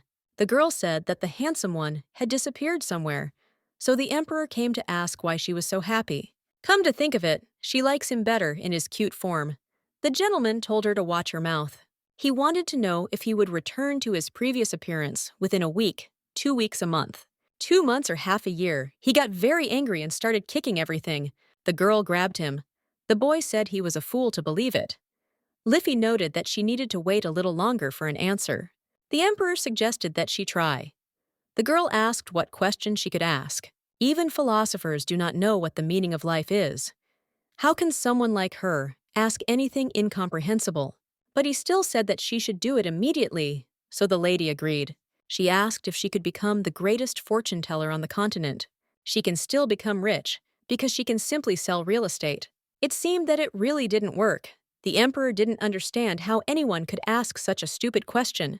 Liffey wondered what if he was busy now, and she wondered how God could answer the question in that case. There was no point in waiting for an answer in that case. At this, the prince laughed and said that it was time for them to go. The lady was not against it, and when he left, she asked if she could remove the curse of Persilian. She did that, you would die because of this. That she could not remove the curse. Persilian is cute, sometimes. She gets scared when he threatens her. I wish he did it less often lately. She linked that he was very cute when he was little, and she thought that His Majesty was not as bad as the rumors said about him. There will still be no answers, but for her, it's not even bad. The curse will definitely be lifted. The emperor asked what she was doing there, and the lady said that she was already on her way. Perry asked why she was stuck there, and the lady just sighed and said that she heard something. The prince asked what it was, and was surprised because he had not heard anything, after which the girl said that she was imagining nothing, that it just seemed that way. It must have been dew that had dripped into the pond. The news that Prince Perry had gone to the temple to be baptized spread very quickly. Everyone just said that he decided to get baptized quietly. He is very modest. The future of the empire will be bright. It began to be respected for the fact that he was not so rude and, of course, for the reign. While he strengthened his title of prince, she was tested for courage. Here is the reason for this: ghosts are walking around the yard. The genre of the book has changed to horror. The maid said that every night they hear screams, and they also say that near that palace, you can sometimes see a burning silhouette. The maid was shocked that she knew nothing about this. All of His Majesty's brothers and sisters were dead. In this palace, Persilian burned all his brothers and sisters as soon as the emperor ascended the throne. This place was abandoned. And after that, no one said anything about this palace. But recently, everyone started hearing screams from there, and they say that there is a video of a man who was walking in the fire. Some ideal story for Sign's abandoned castle, murdered imperial family. They say that after the arrival of His Majesty, the palace ghosts began to appear one after another. Perhaps someone came up with this in order to get rid of the prince, and the rumors could harm him. The prince decided that the palace needed to be blown up. Liffey was in complete shock and couldn't understand how he had come to that conclusion. No one lives in this palace anyway, and after these rumors, no one will be against it. Liffey asked if he really wanted to confirm the rumors. He needed to refute them. Persilian thought it had to be blown up anyway to find out how much they had for that. It seems he just found a good excuse to get rid of the palace. He decided that if he met ghosts there, then he would be able to kill them again. They were already dead anyway. The girl thought it was just some kind of nightmare. Finally, after thinking about it, it was decided that they would go and look around, and the emperor asked her why she had become so quiet. If she makes noise, she will be the first to be killed. The person who screams that he must get out of here is always the first to die. Millard thought she was cold, but the lady told him to ignore her and just cuddle up to him. He felt uncomfortable because of this. The lady asked him not to hurry to increase and to go with them. Liffey didn't understand why he suddenly did this, and how he could move so quickly with such short legs. This palace looks like a place in all horror movies. Sir told her to be calm. Then someone dies. Their existence is erased from this earth. Liffey agreed with this. It seemed he was talking about his mother now. She doesn't know what to answer to this, so she decided to remain silent. The gentleman asked if she felt any bad energy. Liffey noted that she felt some kind of dark energy. The knight said that it seemed that it was not a person. The emperor actually agreed with him that there really was something there. The girl was very scared. She saw that there was a fire in that direction and was very scared. Perry. Well, that means the ghost exists. He ordered the knight to catch it. Liffey was very scared and did not understand at all how to catch a ghost. She asked his creature to wait because they must go there together. The knight jumped out from around the corner and asked who he was, but they saw just fire in front of them. Liffey was very frightened and told His Highness that she was very scared. She asked His Majesty to be more careful, but she fell because he threw her away from him. He walked straight into the fire, but she screamed at him not to. Perry told her to be calm. She had said that he had to be quiet to stay alive. She had agreed, but now there was fire behind him. Perry from the past. What's there? The knight was just horrified and asked what was wrong with his hand because he thought it was hot. Princesa said absolutely not, but it had to be gotten rid of. Liffey said if she wasn't hotter, she could stay. In this way, he will be able to get a new image of an angelic baby. But he repeated once again that he came, that he needs to be removed. Actually, he could be useful. The knight was shocked because it was hot for him. It seems that only His Majesty can touch fire. The girl immediately approached him and asked if his hand was okay. Liffey offered him water. She took it in case she had to pour holy water on a ghost. Liffey started to absorb the fire, so she became very scared and started screaming. After that, the fire rose into the air and began to fly against the wind, which was completely incomprehensible to them. Liffey wanted to know what was there. The prince said that the sacred tree of their empire grew there. Persilian thought that this was a bad sign. Therefore, it was necessary to return. In the end, the ghost story ended, and only one mystery remained. Victory for the prince, as expected of him. After the prince visited this place, the ghost no longer appeared. Now the prince is loved even more. To find out something about the fireball, the prince looked for all possible information about magic and literature. Liffey went to the palace's huge library to find some information as well. She asked what the sacred tree of the empire was. The lady said that it was a tree that had been growing in the palace since the founding of the empire. Legend has it that the tree was given to him by Boxing himself, and the tree is always associated with religion. Liffey was shocked at how old it was. The books don't say much about the tree. The tree gives a transparent floor, and inside is a powerful magical stone. It is said that this fruit contains a panacea. The amount of fruit that grows varies each time, but the people consider the imperial family to be holy because they always manage to collect the most fruit. On average, it turns out to collect about 10 pieces. The lady was simply delighted and asked how many His Majesty usually collects. The woman said that the current emperor had not collected yet, another reason why people call him a tyrant. In fact, there is no difference between emperors and others. It's just what the people of the empire think. She also added that the tree's leaves also have healing properties, and nobles often hunt for these leaves. The lady began to ask if there were many of these leaves. The woman had never seen them. She thought so. Liffey asked why she suddenly became so serious. Usually, when a new emperor ascends to the throne, there is a tradition of giving these leaves to the nobles who support the government. However, His Majesty did not ascend to the throne in a completely traditional way. However, some nobles sided with him and asked him to give them leaves, but the emperor did not understand why he should bless them. He said so, after which he took the leaves and left. Leaves are given not only to nobles. Once a year they are sent to each medical institution. For this custom, the nobles are singled out first, because the leaves were given to them first, and then to everyone else. And then only on the day of the empire's jubilee, a tyrant emperor, who uses a healing potion to hide the blood on his hands. Someone then created a bad opinion of the emperor by spreading all sorts of rumors. Perry wondered how she knew that these rumors were spread by nobles. She speaks from the family of the Marquise, so she wonders who could have told her such a thing. The woman noted that not all nobles have the same opinion, and Cyril told her about it. Liffey noted that she thought that this was the woman who often helped the emperor. She confirmed this, and noted that there was a time when her older brother and Cyril had been looking for information about this. Liffey thought they were just romantically involved, but they actually got along very well. The lady did not understand why the missus was crying. She asked if there was any jealousy. Cyril was close to His Majesty. The woman believed that it seemed like she had seen it in her prophecies. According to her older brother, it was a relationship in which there was simply no room for jealousy, but he did not tell her the details.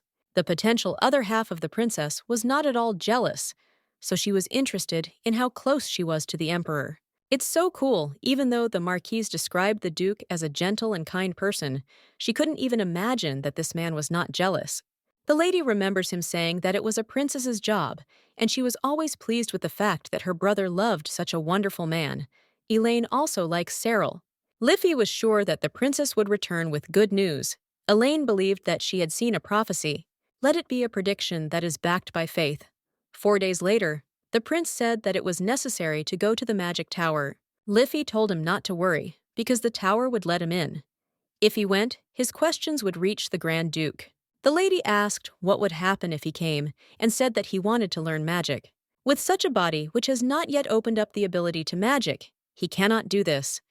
We will approach in the morning. What can he say that he is looking for traces of his father? The guy said that he would never say that. So the lady thought about it what to do then. Miss was informed that the Duke was looking for her, and the lady was very surprised when she heard this. She realized that this was what she needed, because he would have a magical passage into the tower. Liffey turned to His Highness and asked him to trust her. She was so glad to see him that she greeted him with a smile. The Duke was very surprised. He asked if she was talking about him. The lady raised that it was him. She had a place she wanted to go to with him. Castian was surprised that she was waiting for him. The lady remarked that she would never enter there without him. The gentleman came closer and asked what kind of place it was. Liffey said that it was a place full of dreams and hope, where at night you can see many stars, and during the day you can see many colorful lights there, and it is a magic tower. She seemed to have often seen this expression on the emperor's face. The girl remarked that she would be very grateful if he would go with her to this tower. Castian said that the doors will always be open for her. In fact, His Highness wants to go to the tower. It's just what the people of the empire think. The gentleman noted that, by the way, he had also been there recently, although perhaps he shouldn't show up there. But the girl did not understand why, and assumed that he stayed in the tower for a year and then ran away here with the words that such a place was not suitable for him, and the tower undermined his pride. It seems he was hurt during the festival. He wanted to visit the nobles who were involved in her kidnapping, but they were not home. The lady thought that this could be sorted out later, and that there was someone else behind it. He wondered who it could be, because he would also like to help.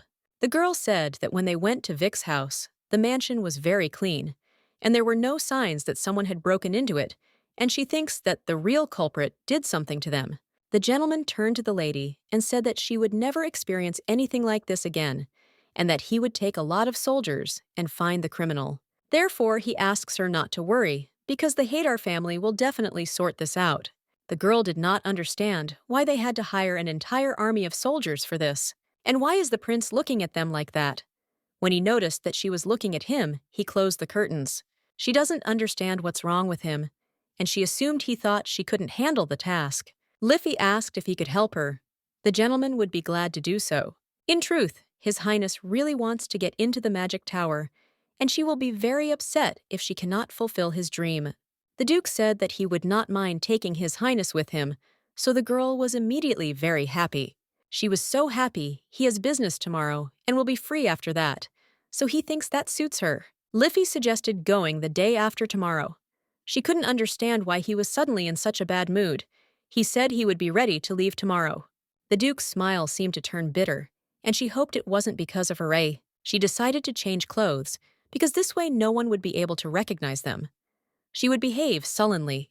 The Emperor asked if she really wanted to meet him like this, because she was smiling from ear to ear. It's really interesting to work undercover, and besides, they're wearing matching clothes again.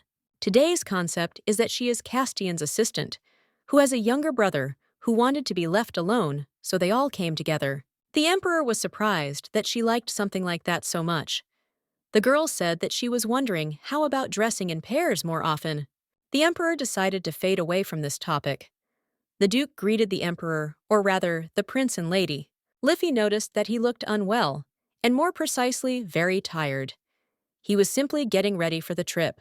The lady and His Highness had trusted him to guide them to the tower, and he had to prepare for it perfectly. Even though he smiles, she still feels this tiredness, so it's interesting what exactly he was preparing for. The prince was very grateful for this, but the Duke said that it was an honor for him. To get into the tower, they must pass through the gate. Liffey was absolutely thrilled when she saw the gate. "It's so close to me, it's just incredible." The Duke held her close and asked her to be careful, because they had to be careful when crossing the gate. All of this, that they can be sucked into space. That's why he did it. Liffey said she understood the Emperor didn't really want to watch it.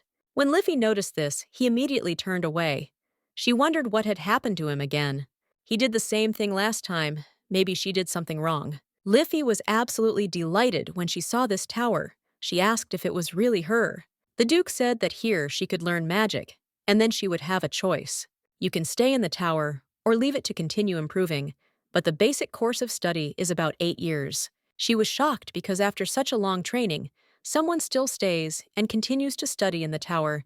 It reminds her of something. And then all you can hear here is the smell of coffee, dark circles that reach all the way to the chin, and this killed and exhausted look. It's like being a student. Liffey knows that feeling all too well. They were greeted. It was a great honor for them to meet the Duke. She sorted out all the documents, all the lists. When she wanted to tell him about the amount he asked her to wait, he himself said, that he needed to check something, so he asked her to wait for him. Perhaps the mages don't like the fact that they have arrived and can watch them. Perhaps it would be better to look around here at this time. It is very beautiful here.